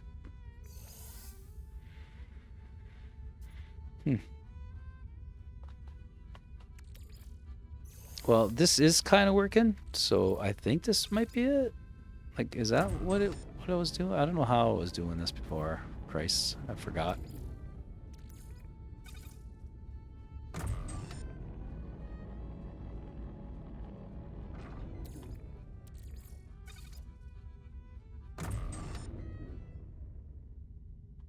Right. Now I'm thinking trillium.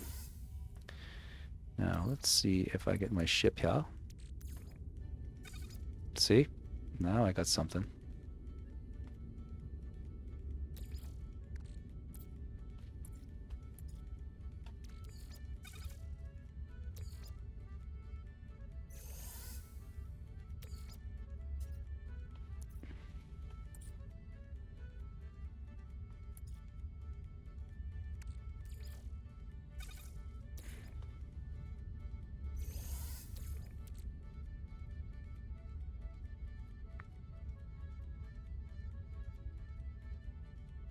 It's not that great of a return. Oh, I put the dihydrogen there. Oh, see, I get this deuterium or whatever it's called. I don't know what to do with it. So that's cool. So it does. How about chromatic metal? No. How about ferrite? No. Usually, you stick oxygen. Oh, magnetized ferrite maybe? No.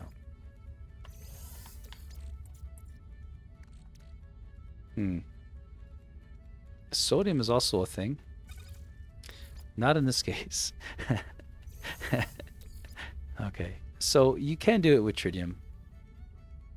But I am not going to. I'm going to put this on my ship here again. I'd rather have it for my ship. I think we'll just continue on with the... because from nothing, I now have like 2,000. Like I think I'm being silly. Because here, from nothing, we have like 1920. And it's only been a couple minutes, right? It just looks bad. That's all. It doesn't have...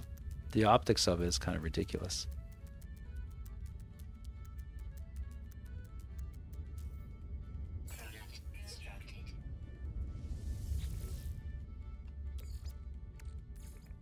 But it's fast. I'll give it that much.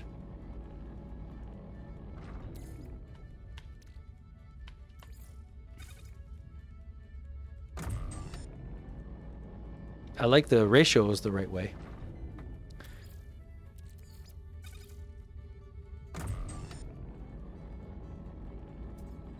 And crafting it is cheaper than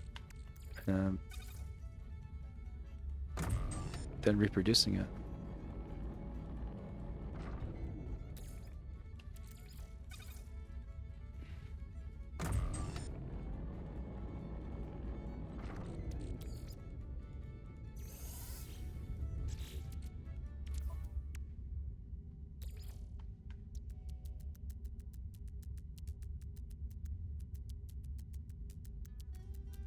And it's kind of crap balls that you can only do 10 at a time.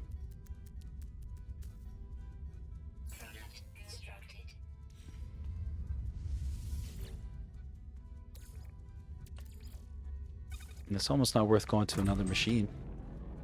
It's only a couple seconds a pop.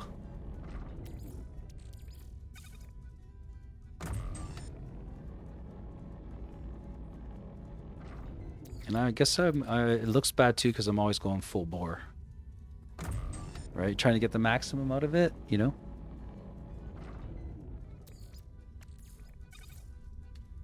I could be wrong on this, probably, but I'm not sure. But it seems to work in a way.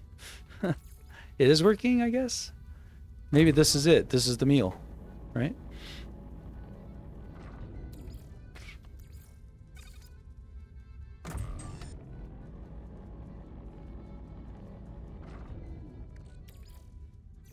So I made, I had 2,400. Now I got 3,000, right? So that's not bad. It's not bad. Let's keep doing it. Because I have to make fuel for these frigates. Frigate!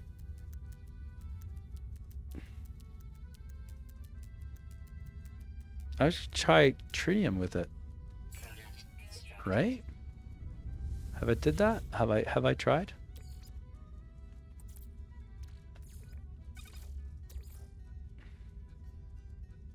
See, it makes dihydrogen.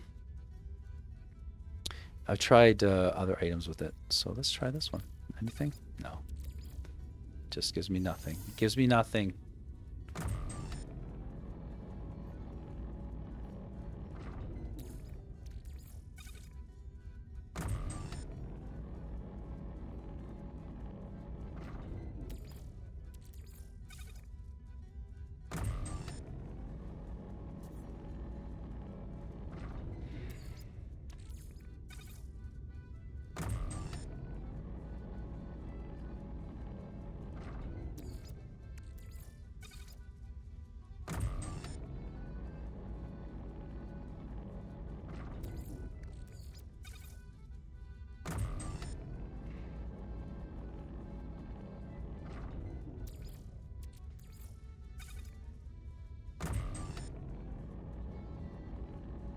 So it's not bad, it's not bad, I have to say, it's not bad.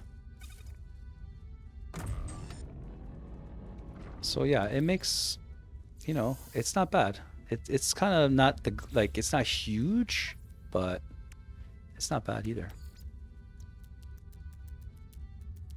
I mean, it's the way to do it.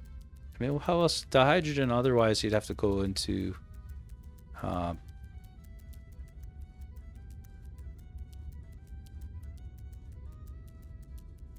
I'm making a lot of these now.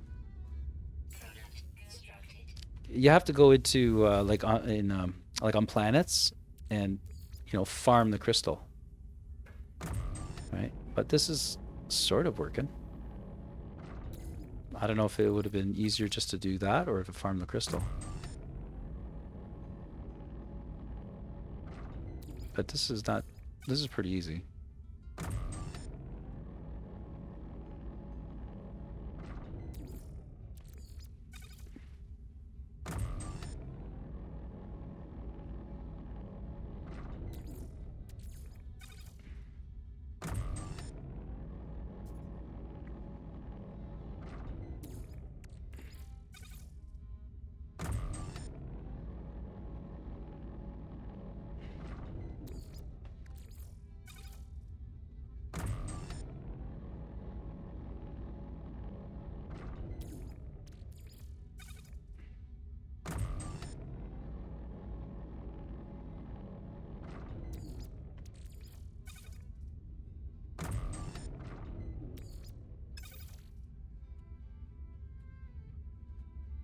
Oh.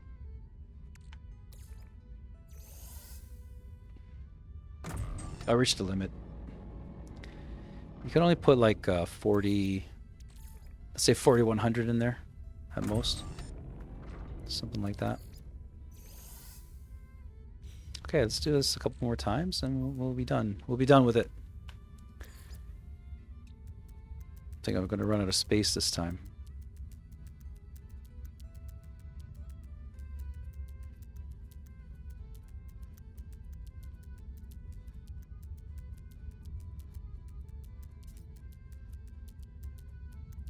Making a lot.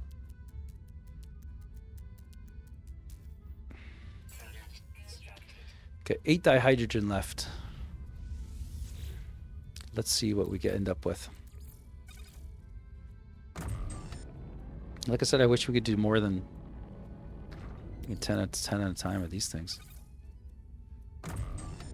I could have swore there was a way to get the hydrogen to replicate itself. I could be wrong. I couldn't figure it out.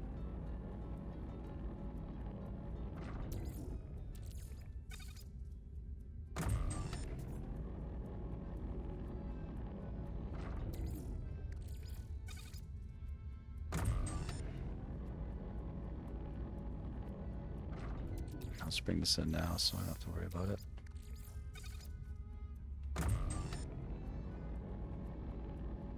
I can't use multiple because it goes too fast.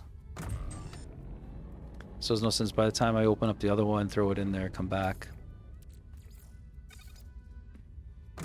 it'd probably be faster, but it would probably be faster. Probably.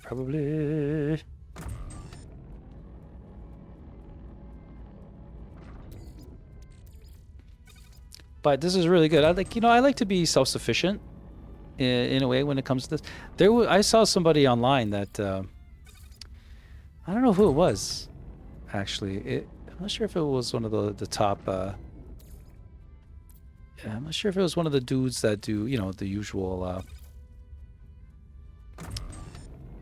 No Man's Sky videos, but generally is trying to get every kind of resource or whatnot with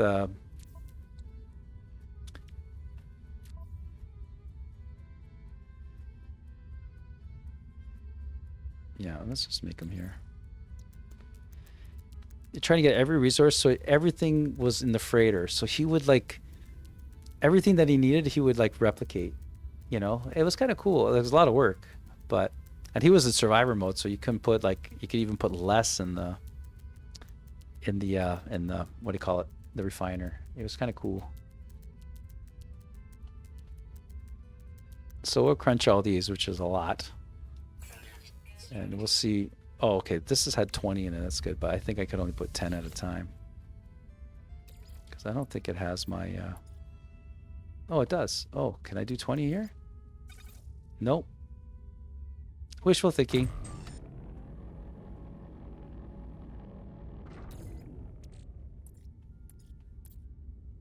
But I have to move them like that now every time. That's okay.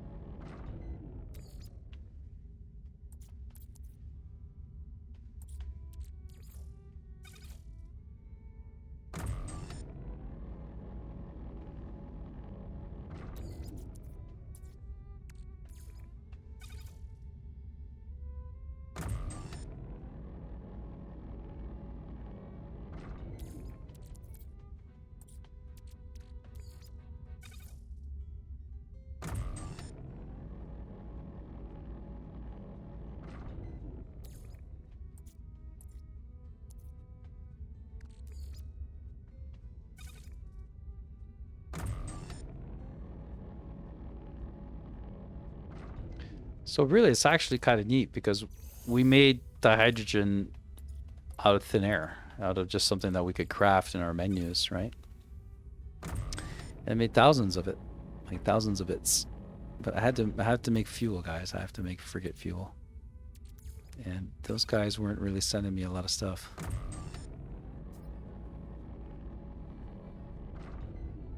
Now I'm thinking maybe... Does antimatter? Do I have any antimatter anywhere? I think it's here. I'll just take one with me.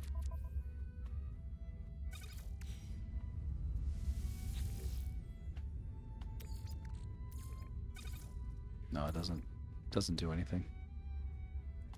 Put back into the freighter.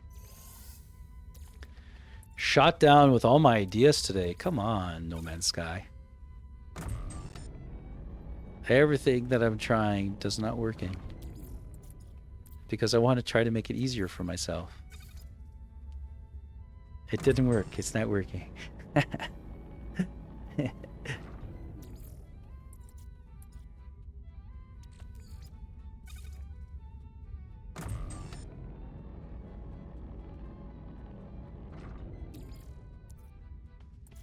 I think that it's possible that I will be purchasing this when I see it. Right? You might as well just keep it up because those dudes aren't bringing it back, really. They could be, but I didn't see any in my stock.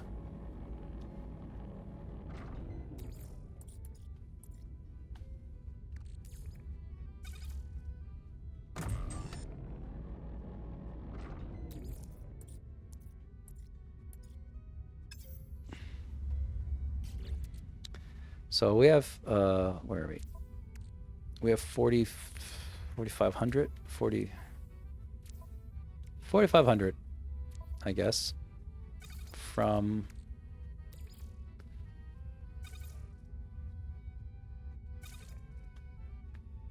I think we had 36 or something left over. So let's go make some frickin' fuel. Frick it. Oh, these guys are back too.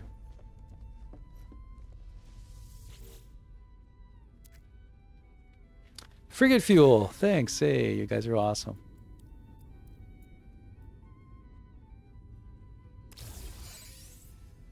More stuff to sell.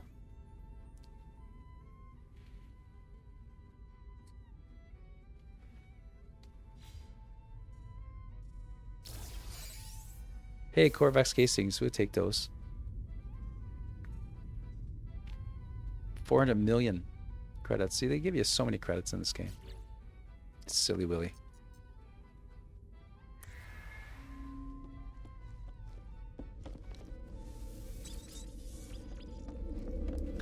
Okay, let's make a ton of fuel now.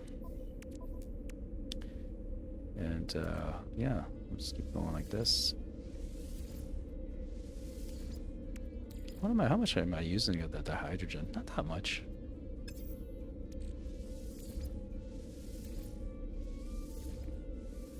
Okay. So how much dihydrogen did I use up there? So I have a good quantity. I think I was just low. I think I was just low. Dude, I'm back. I think I got fuel now. All right. Now, where was I? We're gonna sell. This is a. We're gonna send Beefcake over there. We're gonna send him with some other industrial dudes that aren't good. We'll send you a combat, and we'll send you with a support. There we go. Fly free, my children. All right, let's see, another industrial one. Let's see if I have the fuel for it. I think did I just see? I think I did. So let's go here. Send you with these little industrial dudes. Send you with another industrial dude if we have one. We don't. So we'll send you with an exploration, a support, and a combat. Fly free, child. Okay.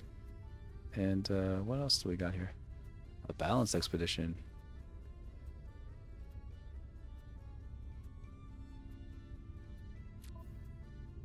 More fuel.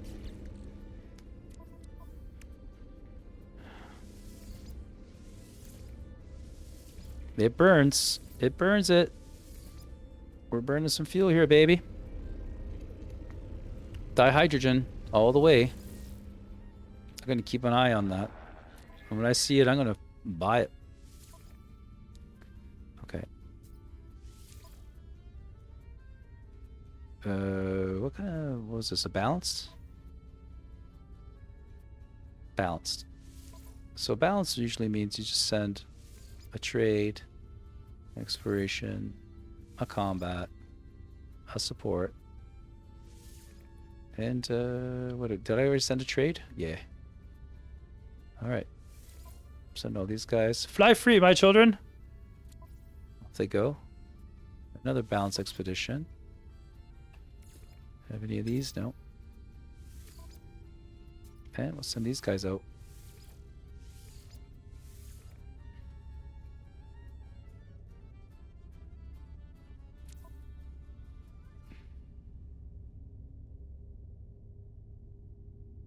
I don't think I have any more ships.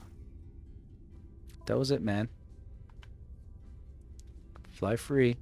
Okay, they're all out on expeditions. Beautiful. Okay, let's see what they brought back. Okay, so this is something I'm going to sell. I don't think I have anything in here that they brought back right now. Okay. It doesn't. I guess the cargo is like almost a separate thing. So, put these fuels. Can we put these in there? No. Let's bring these fuels back. That's my fuel. Corvax casing, I think I kept, yeah. I got a bunch there. Probably should go to a Corvic system and give them. This is a very good item here. This is like 1/3 of a fusion reactor, right? And this, I believe, I am just going to sell. Like, what does it say? A densely layered package of superconducting fibers, powerful, flexible, and water resistant. Fibers is it's vital in the creation of many scientific components. It's for trading, so let's go get rid of the crap. It's not crap. It's nice. It's nice. Save it up.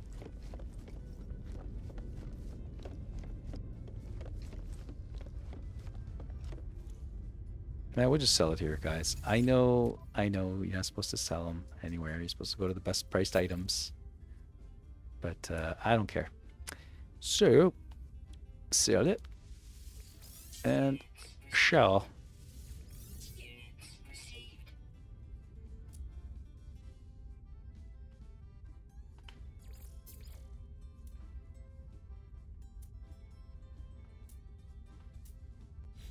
Cool beans. All right, now let's get our fighter, and we shall. I'm gonna save again because it's Paranoia City. I got all my frigates out and about, doing work for me. I could probably grab one more frigate to make it like a 5, because like a factor of 5. So could do that.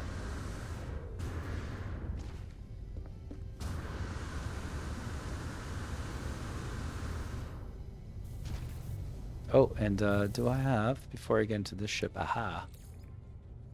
I'm gonna put this in my exosuit because this is a weapons shard, yeah. And I'm gonna be taking out my weapon, my weapon multi-tool, and we'll crack that open to see if we could add that upgrade to my. Okay, let's go find a space station. Let's see how this spaceship's looking, this starship. Got shields coming out of my yin-yang. I have a lot of upgrades for, yeah, the resonator is amazing. This thing's amazing. I have some pretty good weapons here. So I could probably do better, but this thing is amazing. Love it. I love it very, very much. And if we have more, if we have like an S-class module, I'm gonna try to get some more. Okay, anyway, for that. That's the Infraknife weapon. It's just unbelievable. So let's blast over to the space station. We're gonna spend some money. Buddy, buddy, buddy, buddy. Buddy.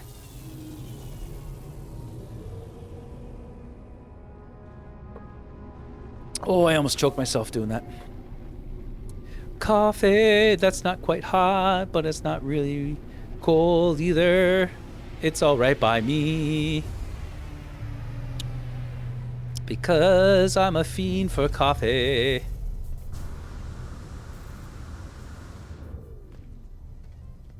There's the dude we're going to visit, but I'm going to see what we got here. Did I... What system am I even in? Did we already go through this? Is this the same dude? No, it's not. Okay. He has something for the pulse splitter, though.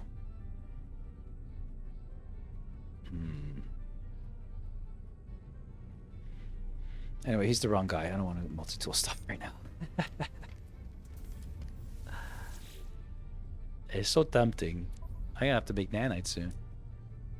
Pulse engine, a phase beam, S module, of course, and C infra. That's okay. I don't want you. You disappointed me. Exosuit. Now that's all good. All right, let's go talk to this dude, and he'll give us coordinates to a derelict freighter, and we're gonna kick butt at the derelict freighter. It's a little different. It's a little difficult. Let's do it.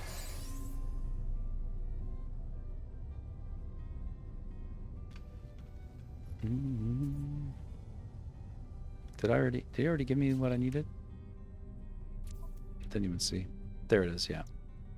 And you can, guys, you can glitch this out too, guys. You could just keep using the same one over and over again. Just put it in your personal refiner after you use it. Now that's up to you. Like if you want to farm, it and get tinted metal and all the stuff that you need, freighter stuff and all that. You know, I like them. I really enjoy doing the freighter. They're actually very challenging because your movement is hindered there. So it's quite cool. So basically you tap that off, hit it, and then it tunes, and when you get out of emergency flight, you should see a freighter right in front of you sooner or later. There it is, right there.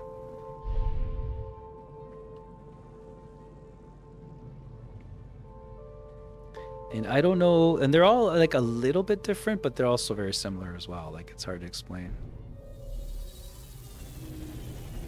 Right, but these derelict freighters, they're spooky, and but I'll be right back, guys. I gotta pee. I'll be right back. Sorry, guys.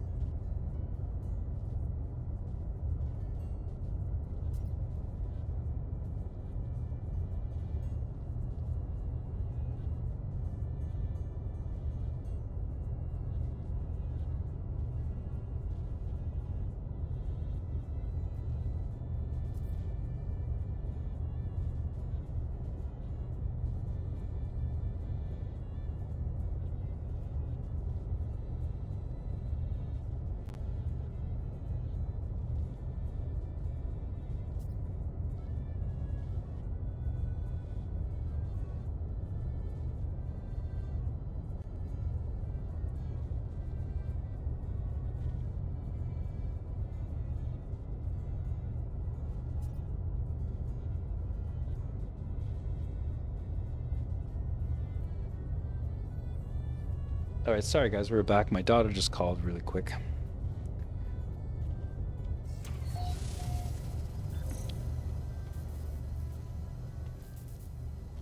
All right, let's change our weapon to our weapon of mass destruction, which we are here, right? And we actually have another upgrade that we could pop here for it,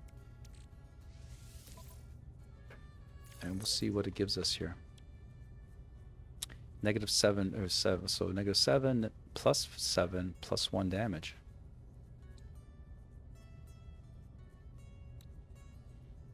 So these two are the weaker one. This is the weakest one, so I'm gonna get rid of it because you can only have 3 at a time anyway. Oh, where are you going? Where do you think you're going? I say I had nothing for the scatter blaster either, so that's why I didn't pick it up. But we're pretty good. The scatter blasters, I think I'm going to try that weapon, even though it's not fully upgraded, because it seems like in here, I guess it depends so we'll see, because this is sort of like a spaceman's shotgun.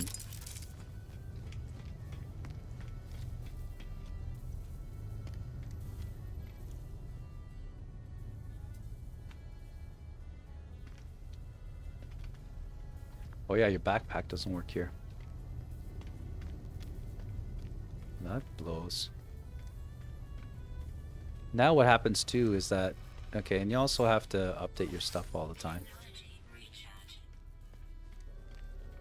So it gets really cold, so you need, like, you know, you're cold. Hang on, guys. I gotta take this phone call. I'll be right back. I'm sorry.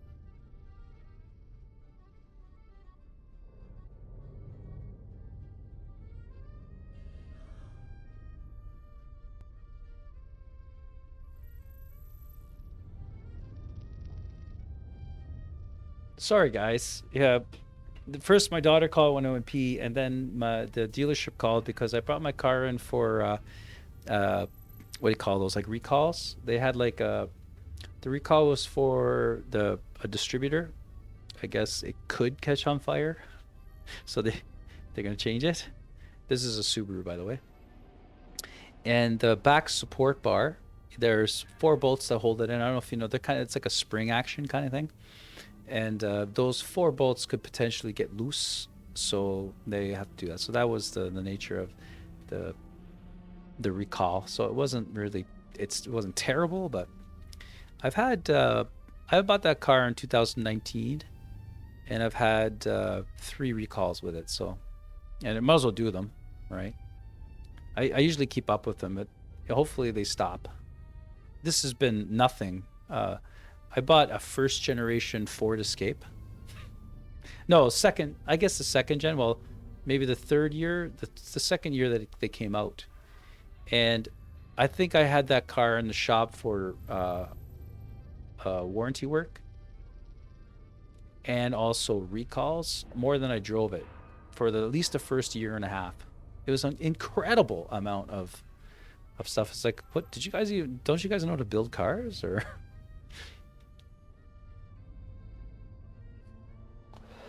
however, it has quirks, that vehicle.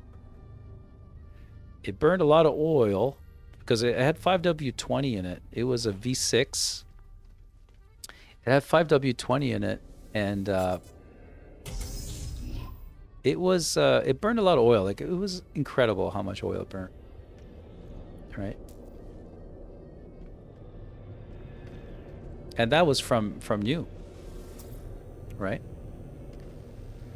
It was a little bit weird having that vehicle, driving that vehicle, but it lasted over 300,000 kilometers. With it had its issues. I think the exhaust fell off one day, the tailpipe end of it, and I just bolted it back up. But I guess they rusted out the bolts. Like, who builds a vehicle like that? I had to change the front wheel bearing, which was weird. Like for the kilometers, like, you know, usually you change wheel bearings on like really old cars. And there was something else too that was really funny with that vehicle. It was pretty crap when it came to the chassis and all that. The interior, it was it stayed together pretty well. Like, the buttons or nothing were falling off. So it had its pluses and minuses, but for the cash, it was a little bit.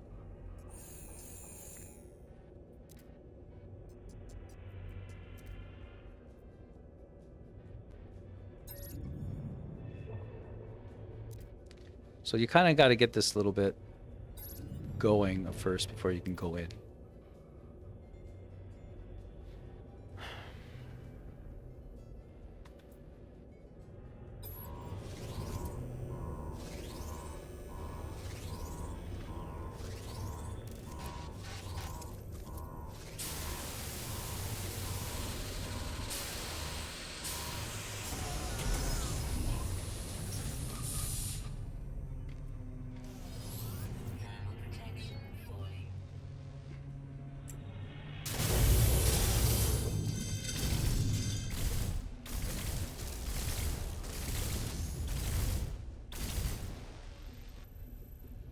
Did I get damage there? Or is it just me?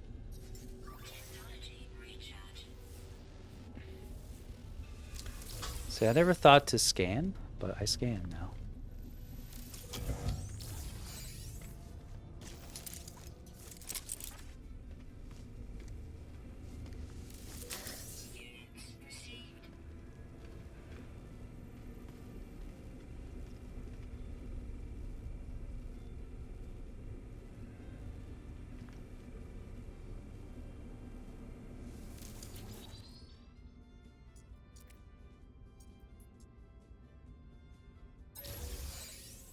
Where item found. Security credentials. So I got it right off the top. So that gives you the ability maybe to get the crew the captain's log. Captain's log supplemental.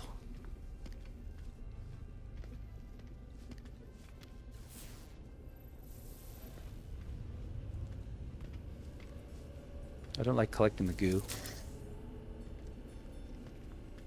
I'm not walking this slow on purpose. Like, this is all you can do.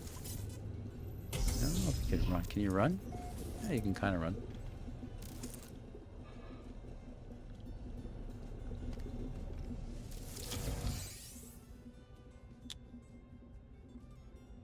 This treasure bears the faint outline of family crest. That's cool. This is a one-way ticket to ride here. So we got to turn around after we come out of here. I'm not going to go with the crew manifest because I got what I need from there. I got some security clearance.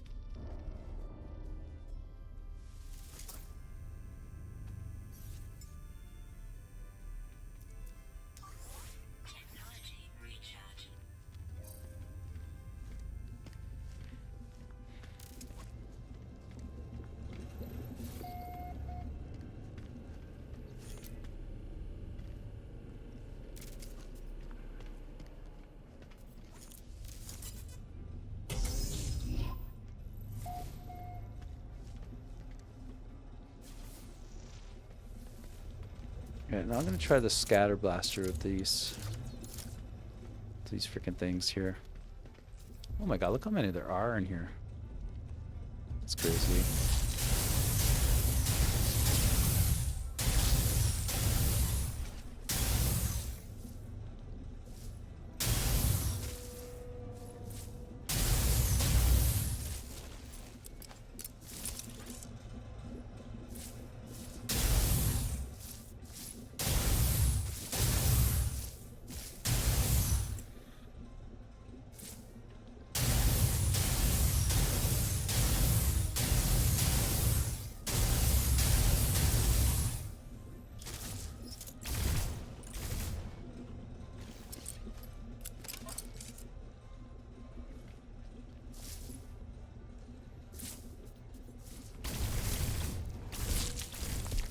Come on now.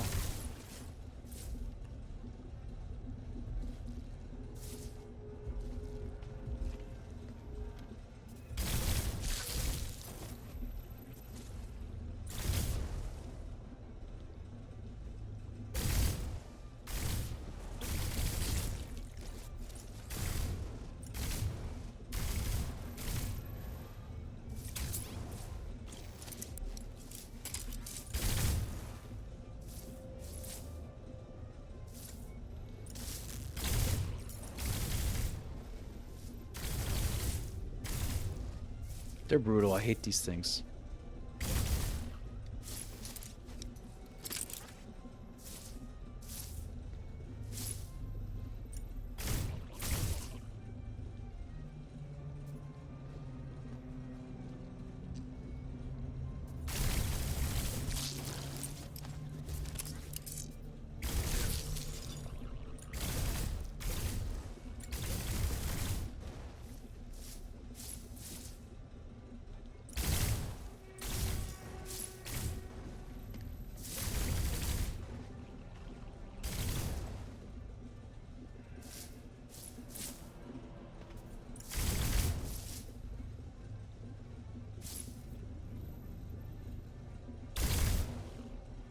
Like, they're not hard to kill, but it's the way that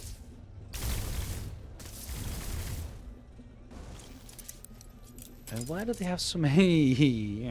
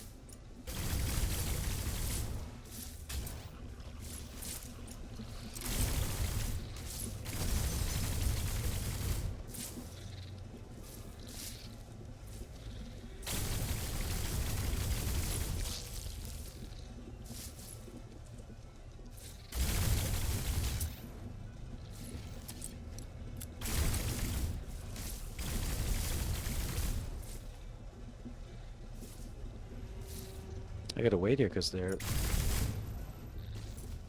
really hit you hard, you know?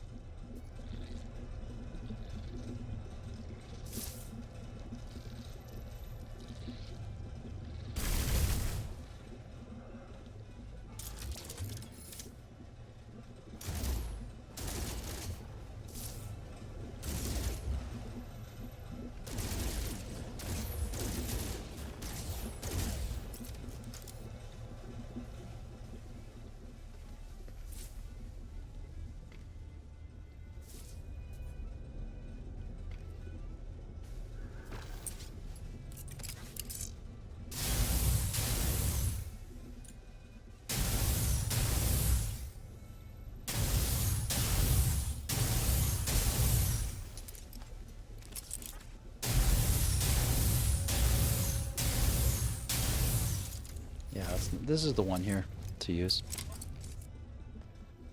Okay, was it like 20 more of these?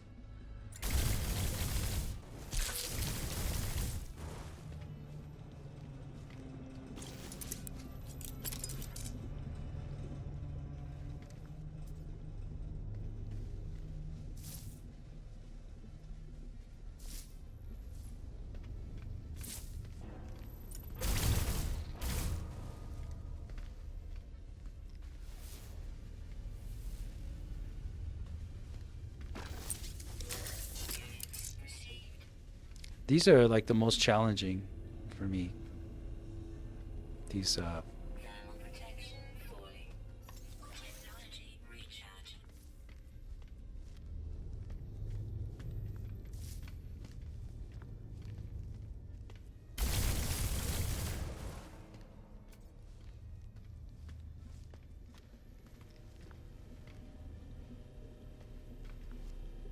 that's why there's so many, because they all popped.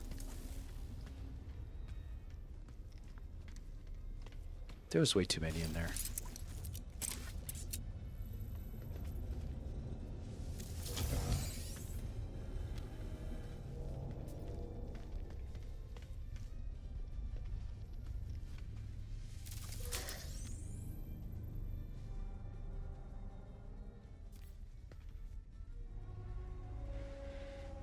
The scanner too takes forever to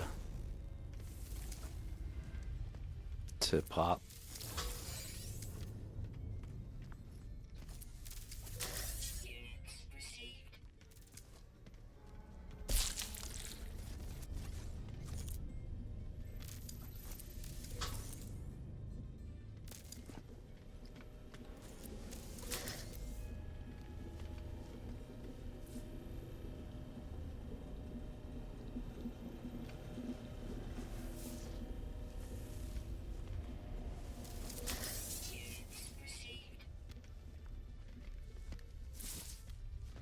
I hear the little bastard somewhere.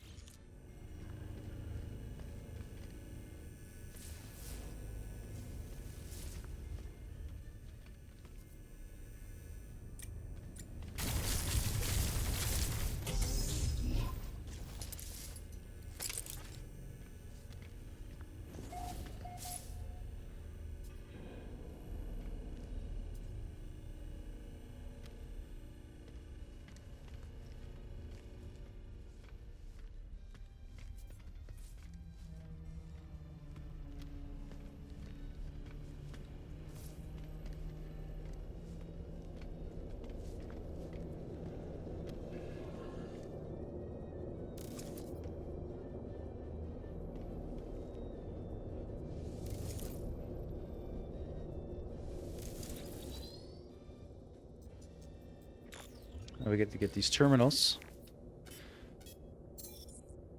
Okay, access crew manifest.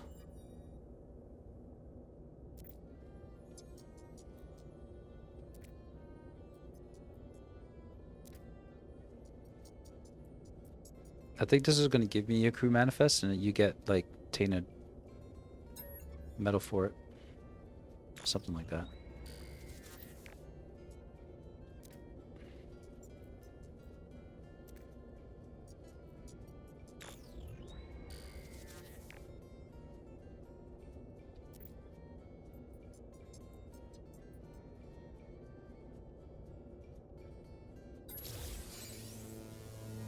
So I got a crew manifest. That's really cool.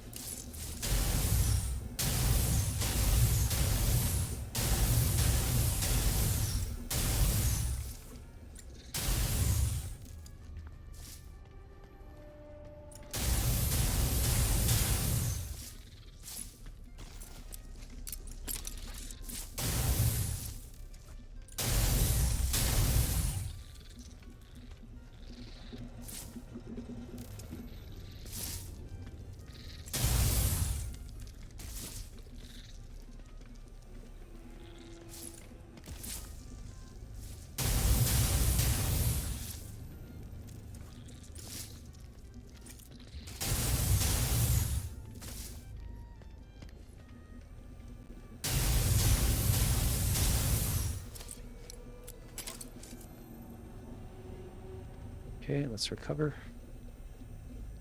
Those things are crazy.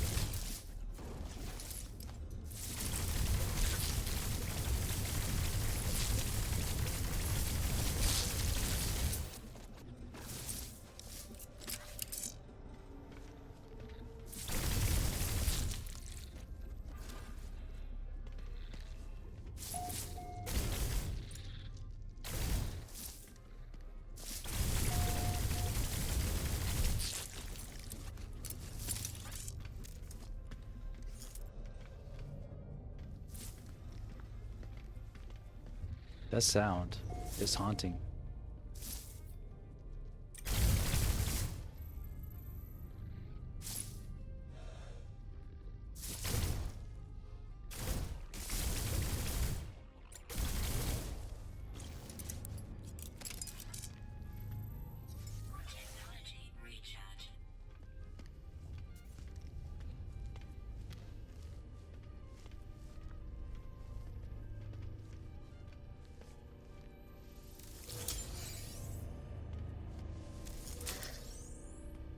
I love the looting though.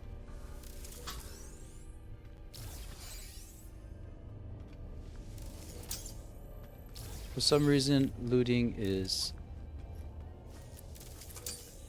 very satisfying.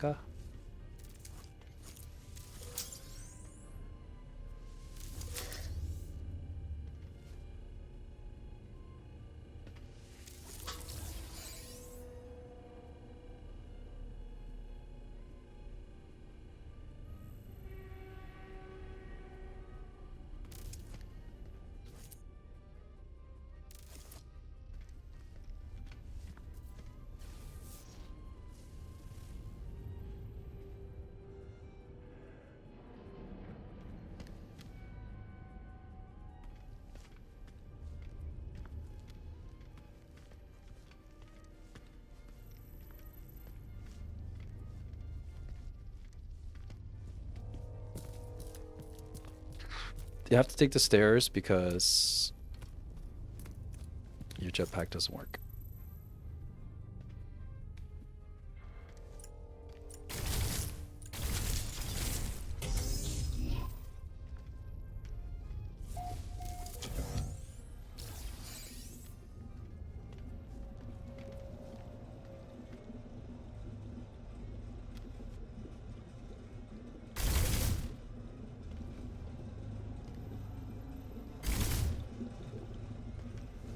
It's glitched out.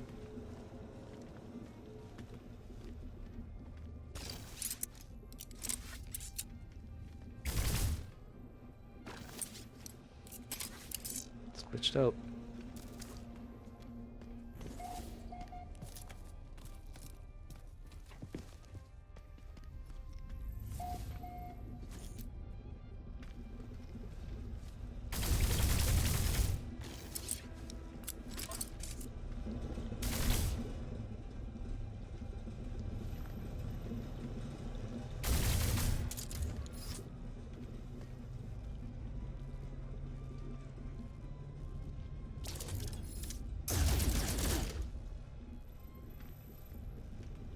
stuck. See if I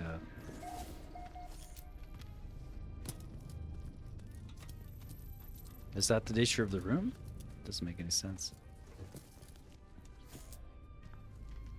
How about if I change to first person view maybe? Yeah, how do I do that again? Yeah. No.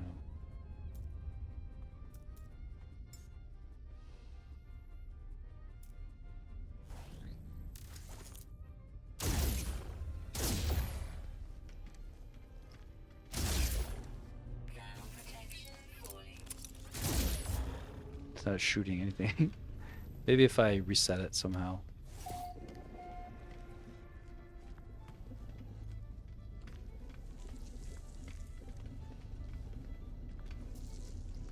So what I'll do is I'll maybe travel back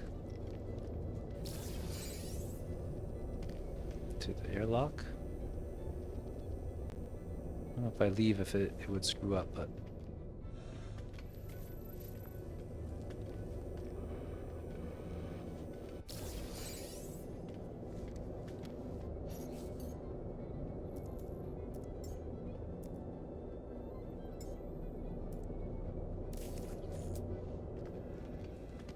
so it's kind of messed up.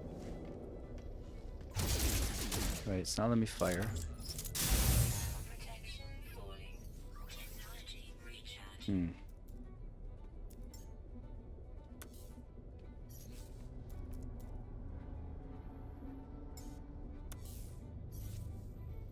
Why is it, what's it doing here?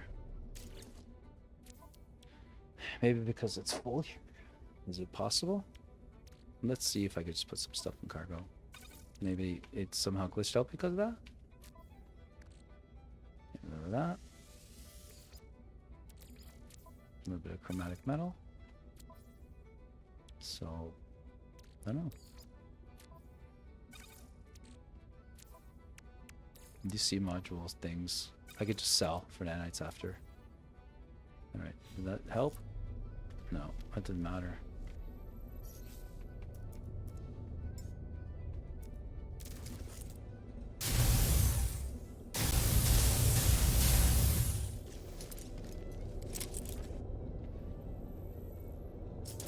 It's after I went into the stairs there, picked up some stuff. Now I don't even know what person I'm in, what view I'm in.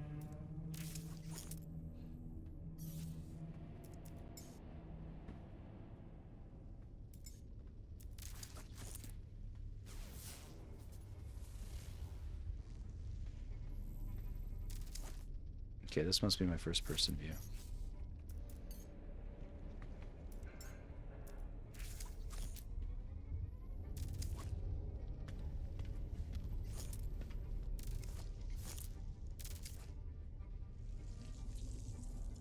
Like anyway, I can't move forward anymore, so let's leave. We'll do another one another day.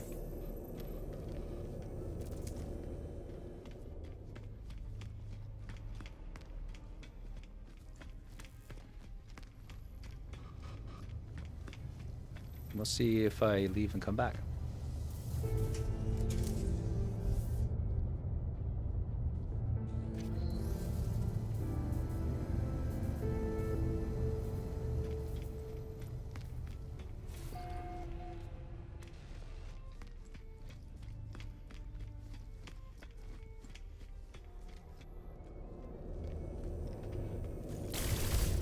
Nope. It just glitched out. It won't, it works here probably. No, every time I fire, it, my character disappears. So let's just go. Somehow it glitched out.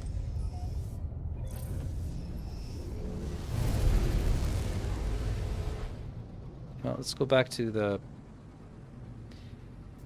space station and get whatever we can, I suppose.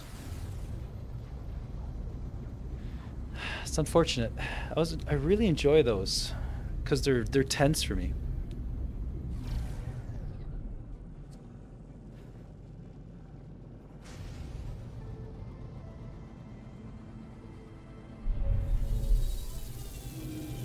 Whoa.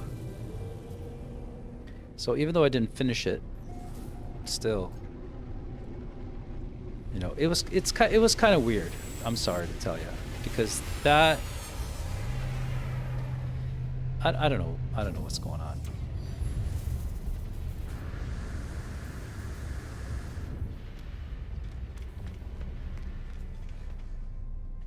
Glitch man. Okay, let's give him the crew manifest.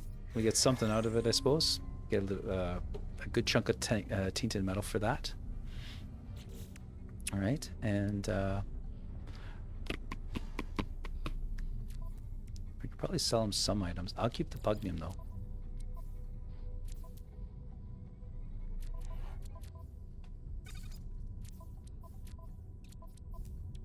And let's see. Oh, I have a security credential, which I don't know if it would work on a different one, but let's see what if he sells it. If he takes it, I'll give it to him.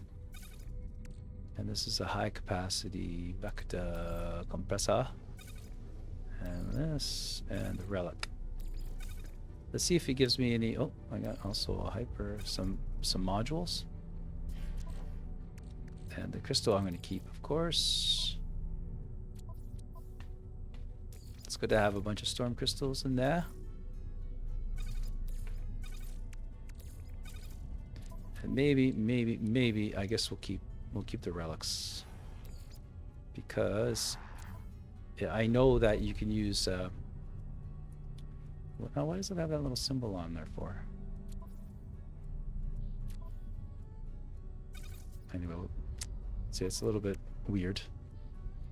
So just so I don't forget these guys. So I have 920 tainted metal too, so I could buy a bunch of stuff from him. I saw that. They have not a guy here too. I don't know how I got that.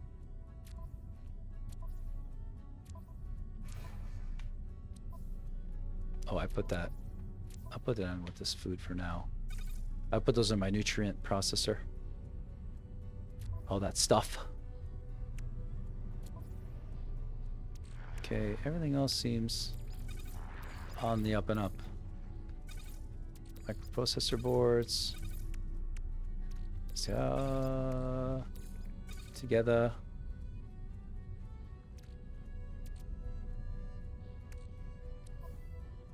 Alright, so this is all the stuff. Let's see if I could sell this to him for some tainted metal. Dude. No.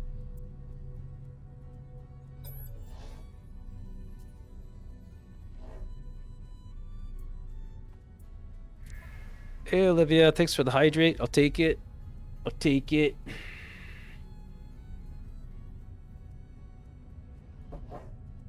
Now, does he give me tainted metal for my stuff? I wonder. So, no, he doesn't. But I'll sell it to him anyway.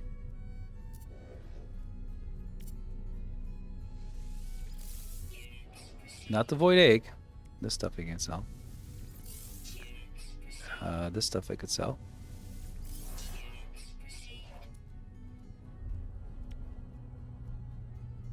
Dangerous sheet music. When somebody hears it, they die. And this is almost not worth selling. I should keep this for the next time. I think I'm going to keep that one. Because I don't know if the credentials work for, like, if I go onto another freighter sometime. But that was a kind of like a negative experience for me, because I'll keep this on the freighter. Because it glitched out. And it's just like, oh, come on, man. Stop glitching out. Stop glitching out. How you doing, Olivia? I'll sell this stuff to you. To you. I'll check my posture. Thank you. Thanks for the redeems, Olivia. Appreciate it. It's cool. It's cool. Makes me feel like I'm streaming.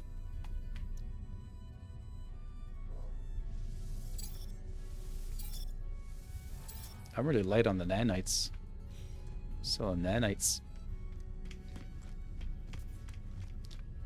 Oh my gosh. So, you know what? We got time to do the settlement. And then we are going to have... oh, I don't have to go. I have to go here anyway. Let's go to the settlement. And our living ship parts should be ready, but we'll have to do that tomorrow. For I have to go pick up my car.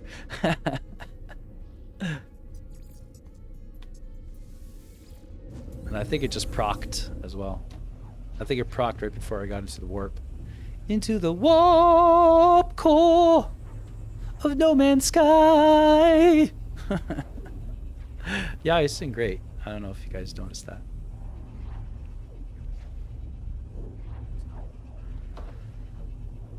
But it's like almost hypnotic, my voice. Hypnotically gagging, maybe. I have been described as having a vomitose type of voice. Olivia, you still there? Are you singing still, or what? What are you doing with your guitar?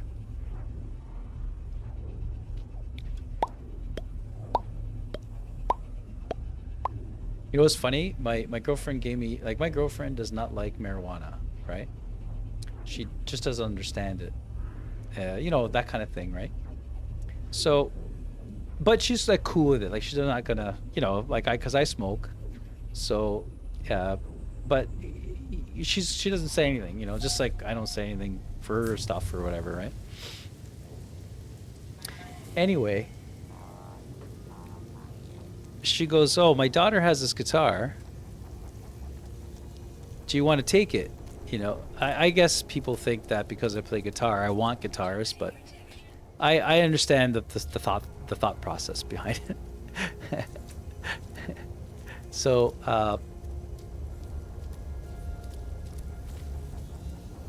we open up the bag, and there's like, is that building built? Sorry, guys. Let me go see my office. So we go through the bag just to kind of take out any personal stuff, and there was like some clothes and stuff in this bag, which is funny already. But then we take out like 2 broken like pint glasses, you know, like beer glasses, which is again, no, she's of age, of course, and all that. So that wasn't a surprise or anything. So I go through it, and then we take out like these 2 Ziploc bags, and it had like, you know, little bits of marijuana and stuff like that. She just didn't say anything. Like, it was just this awkward silence. It was just the funniest thing. It was the funniest thing. Okay, what's wrong with you two guys? Pioneer Mombox. It's got a terrible name, and I'm already going to say no to him. No, it is in a dispute with planetary specialist Young over a personal oiler. Oh, is that a person? Is it like a masseuse? Anyway, they allege the item imploded shortly after purchase. Oh, you got suckered, buddy. However, the seller denies liability, insisting this is a case of user error. Oh. Well, I don't know what to tell you. That's kind of in between you. Why do you want me to come? Moonbacks compensation. Award Pioneer Moonbacks compensation. I don't know what to say, so I'm going to dismiss the claim because, well,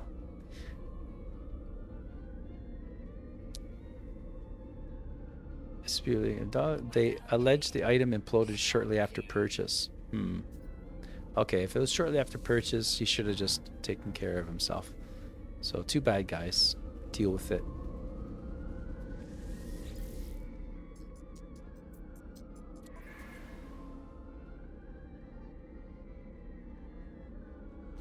Cool. All right, guys. I think is that building completed? I don't know, because it doesn't really show. Like, if I don't have any, like, I always catch it, right? Like, it doesn't have any. This is getting bigger, this place.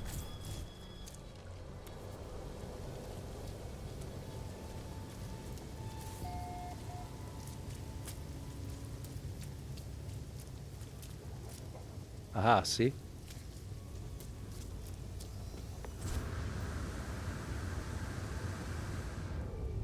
I knew it was. I knew an hour at least. At least an hour has passed. What do you need? 3 living glass. Are you for real, yo? That's kind of like a tall order, don't you think? I got to figure out how to make living glass. You know, I have the thing. Figure it out. Here, I gotta just look it up. I forgot exactly how to make living glass. Okay. So I gotta make some glass. What does it say? 3? I gotta make some glass and some lubricant. So maybe I'll just go inside here and do that real quick before I go. Oh, how much was it again? It was 3 living glass, right? Where is that terminal? Where'd the terminal go, guys? Ah. Woo! Yeah, 3 living glass. Okay.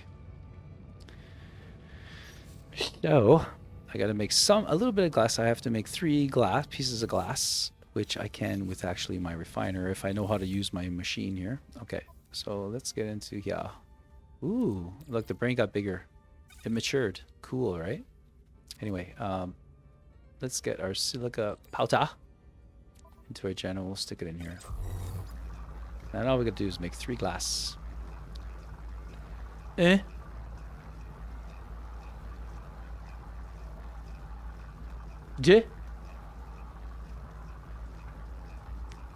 3. All right. Excellent. Excellent. High capacity. And I'll put this in my exosuit. And now we have to make, yeah, I might have to get my, my freighter in. There it is. I love how that works. And let's make a little bit of 3 lubricants.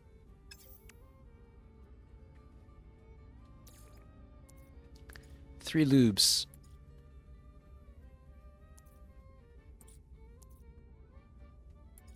Gosh, I could build a lot of stuff.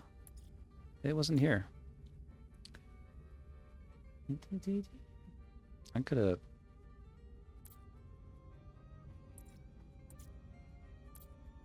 Oh, there it is. I missed it.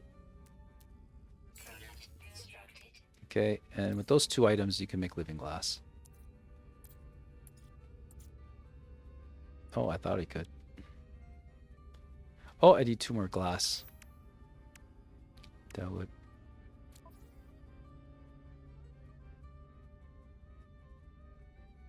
How did that make sense? Anyway, whatever. Okay. Let's crank this open again. Yeah.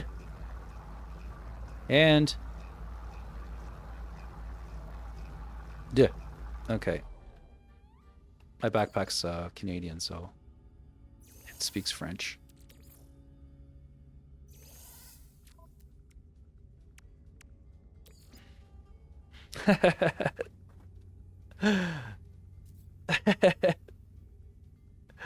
My backpack's French Canadian, Lincoln. So it's okay, you know. It's just, you know, part of being Canadian.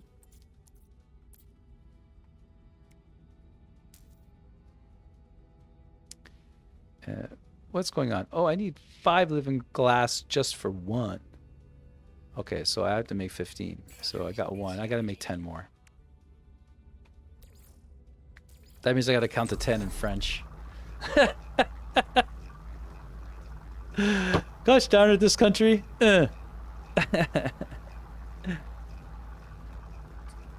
Deux. Trois. Quatre. 5. 6. 7.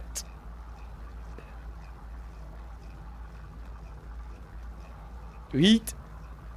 I don't know. I forgot how to say 9, I think. 9. And these, stop the process. So I'm hitting my mouse to stop the process. I got an extra glass now. I hate having extra glass. Stop. All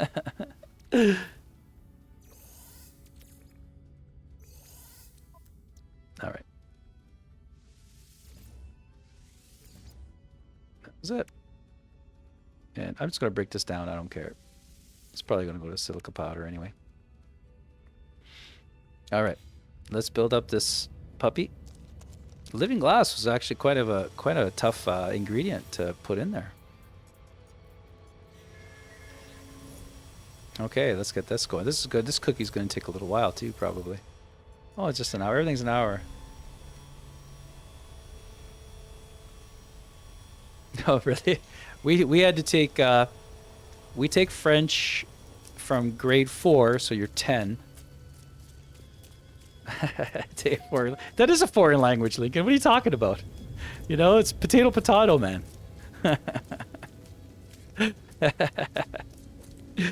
I'm teasing you. I know what you mean. But we had to take, yeah, in Canada, we got to take, you know what? I'm going to just save. I'm going to save because I'm getting paranoid.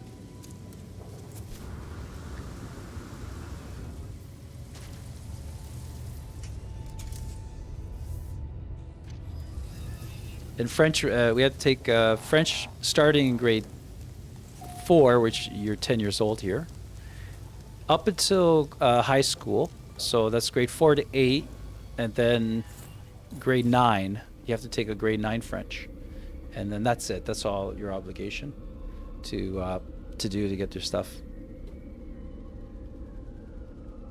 Yeah, for me it was like super simple because I went to like Italian school when I was little. And I learned like Italian's actually super easy to read. If you could pronounce, except for GIG, if you could pronounce the letters of the alphabet, because they don't have any silent letters in their language. So if you could pronounce the letters in the alphabet, you could just go about speaking Italian pretty easily. But the grammar and the technical aspect of it is like next to impossible to understand. Right? But on the surface, if you want to read what's going on, you could actually sound like you're speaking Italian if you know the phonics of it, right? And you could totally do that. And French had it has the feminine, masculine, plural. It has very similar pronunciation to Italian in some things, and the rules and grammar rules and all that were very similar. Like it seems to be a very similar language in a way, even though it's distinctly different. You know what I'm trying to say? Like it's kind of like Spanish too. You know how those three languages, like there was like some type of connection, with methods and grammar.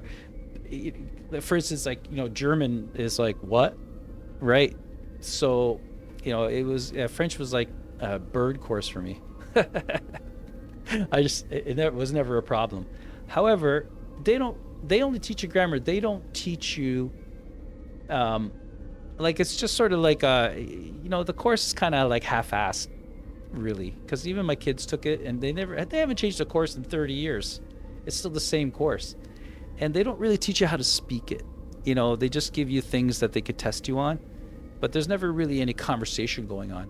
Some teachers, I guess, they make you speak French or whatever. But I was rather good. Like, I understood it and things like that. And I realized that Canada's, a bilingual country. I don't know how it looks like from the outside of Canada. Like, I don't know if people think that we all speak French or we all have French accents, but it's nowhere to be used unless you work for the government or live in Quebec, which is only one province out of, what do we got now? How many provinces do we have now? 11? 10? 10 and 3 territories? Something like that. So we have that one province that speaks French, and that's it, right? And even there, in the cities and the most of the metropolitan areas, they'll speak English. So it's not like I could keep this language. I would have to actually go out of my way to keep it fluent in my mind, like to keep it fluent. It was just my life. It was really Italian and English, and I never had a problem not speaking French in the country,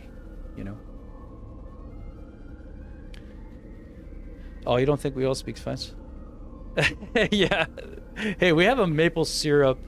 I don't know if you know, but in this country, and it actually is run out of Quebec, we have like, you know how oil has its cartel? We have a cartel style maple syrup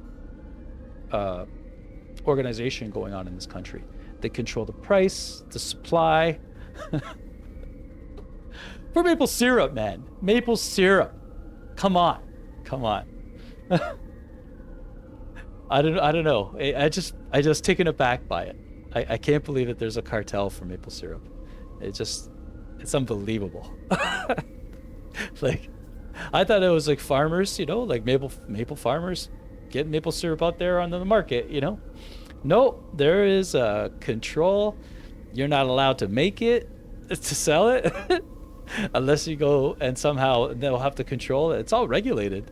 It's unbelievable. And I'm like, this is maple syrup, right? I just recently discovered this. Yeah, it is a wow. So yeah, I guess there's a stereotype for you that's real. Don't mess with the maple syrup, Canadian maple syrup, man. Because it's unlike anything on this planet. Well, it kind of is. But I get my maple syrup from a guy. He's licensed though, but it's Ontario. I don't know how Ontario works. I live in Ontario. It's a different province. So, I know that there's like stickers on it to say, because you have to have like a certain concentration, blah blah blah, right? You have to follow the rules if you want to sell it, right? And but he's just a dude that lives up north, and when you go up north here, it's all trees, right? We only have a little bit of concrete, like it's only a few hundred kilometers of concrete. Like in Ontario where I live, it's called the Golden Horseshoe, and it goes around the Great Lakes, right? And we're like north of all the Great Lakes that surround Ontario, and it's like there's a big highway there, there's cities, everyone's kind of congregated there, and that's where everybody lives, right? In the province. But you travel with your car not very far. If you travel north, maybe half hour, something like that, you hit the tree line, and that's pretty much it. You get tree line, and then you go just a little bit further, maybe an hour and a half, you get what we call the Canadian Shield, which is a geographical, body of, land, which is a huge part of Canada's Canadian Shield, and it's pretty much forest and rocks, right? So if you buy property up north, you're pretty much into maple syrup, no problem, right? My father bought, let me convert it for you. No, we have, it's a bit of a story. Like my father and my father we love camping, right? We used to go camping all the time, and we traveled the provinces and this and that, and we used to camp, and it was fantastic. My father one year decided, you know what? Why don't we buy a piece of property up north and just go camping there, right? We presently now have a cottage there, and it kind of ballooned and mushroomed a little bit nuts, but it's 25 acres of just maple trees and birch trees, and Chris, of course, green fir trees. What do you call those things? Birch trees and stuff like that. Not birch trees, spruce trees. Yeah, like Christmas trees. We have 25 acres of them, right? So it was like, oh, we can make maple syrup, no problem off of that, right? So that's pretty much like up north. Most of Canada is like a tree and a rock, but beautiful nonetheless. I don't even know where I was talking about now. All right, guys, I gotta go. Lincoln, thanks for talking and having fun with me today. And Legend too, man. Thank you very much for being here, if you're still here. I love the gags. I love the talk. It was awesome. And I will catch you guys tomorrow. Oh, thanks, Lincoln. Yeah, you're always here, and it's really it's heartfelt, man. Thank you. I am always on your streams too. I may not say something, but I'm always giving you that count because I check every once in a while, and I'll just slap it on, and I'll just say something ridiculous every once in a while, which you've noticed. And Olivia too, thank you for being here and always redeeming. You've been quiet, Olivia. I don't know if you're out there or not, but usually a little bit gabber. I hope you're okay. I'm sure you are, but stay strong there, girl. And everybody else here that came at the stream, thank you very much. Let's see who I could raid. Oh, I also had Natalie Grande. She raided me with like 19 people. They didn't stay long because they're not really the crowd that hangs with me. But I appreciate the thought. And I also raid her as well, so it's really kind. She's a mega streamer though. She plays games like it's unbelievable. You know what? I could also return the favor, but why is she? I have her down as going as. Oh, she's starting soon. Okay, well Natalie Grande's starting again, so she's playing Need for Speed Heat, but she'll change her game. Like she'll play that for a little while, then she'll play like she's a dynamo. Like I can't believe how many games this woman plays. It's just mind-boggling. I can't even focus on this game. Okay, guys, it's time for me to go. Thanks for being here. Check you guys out tomorrow. Lincoln, stay strong, man. I'll see you later.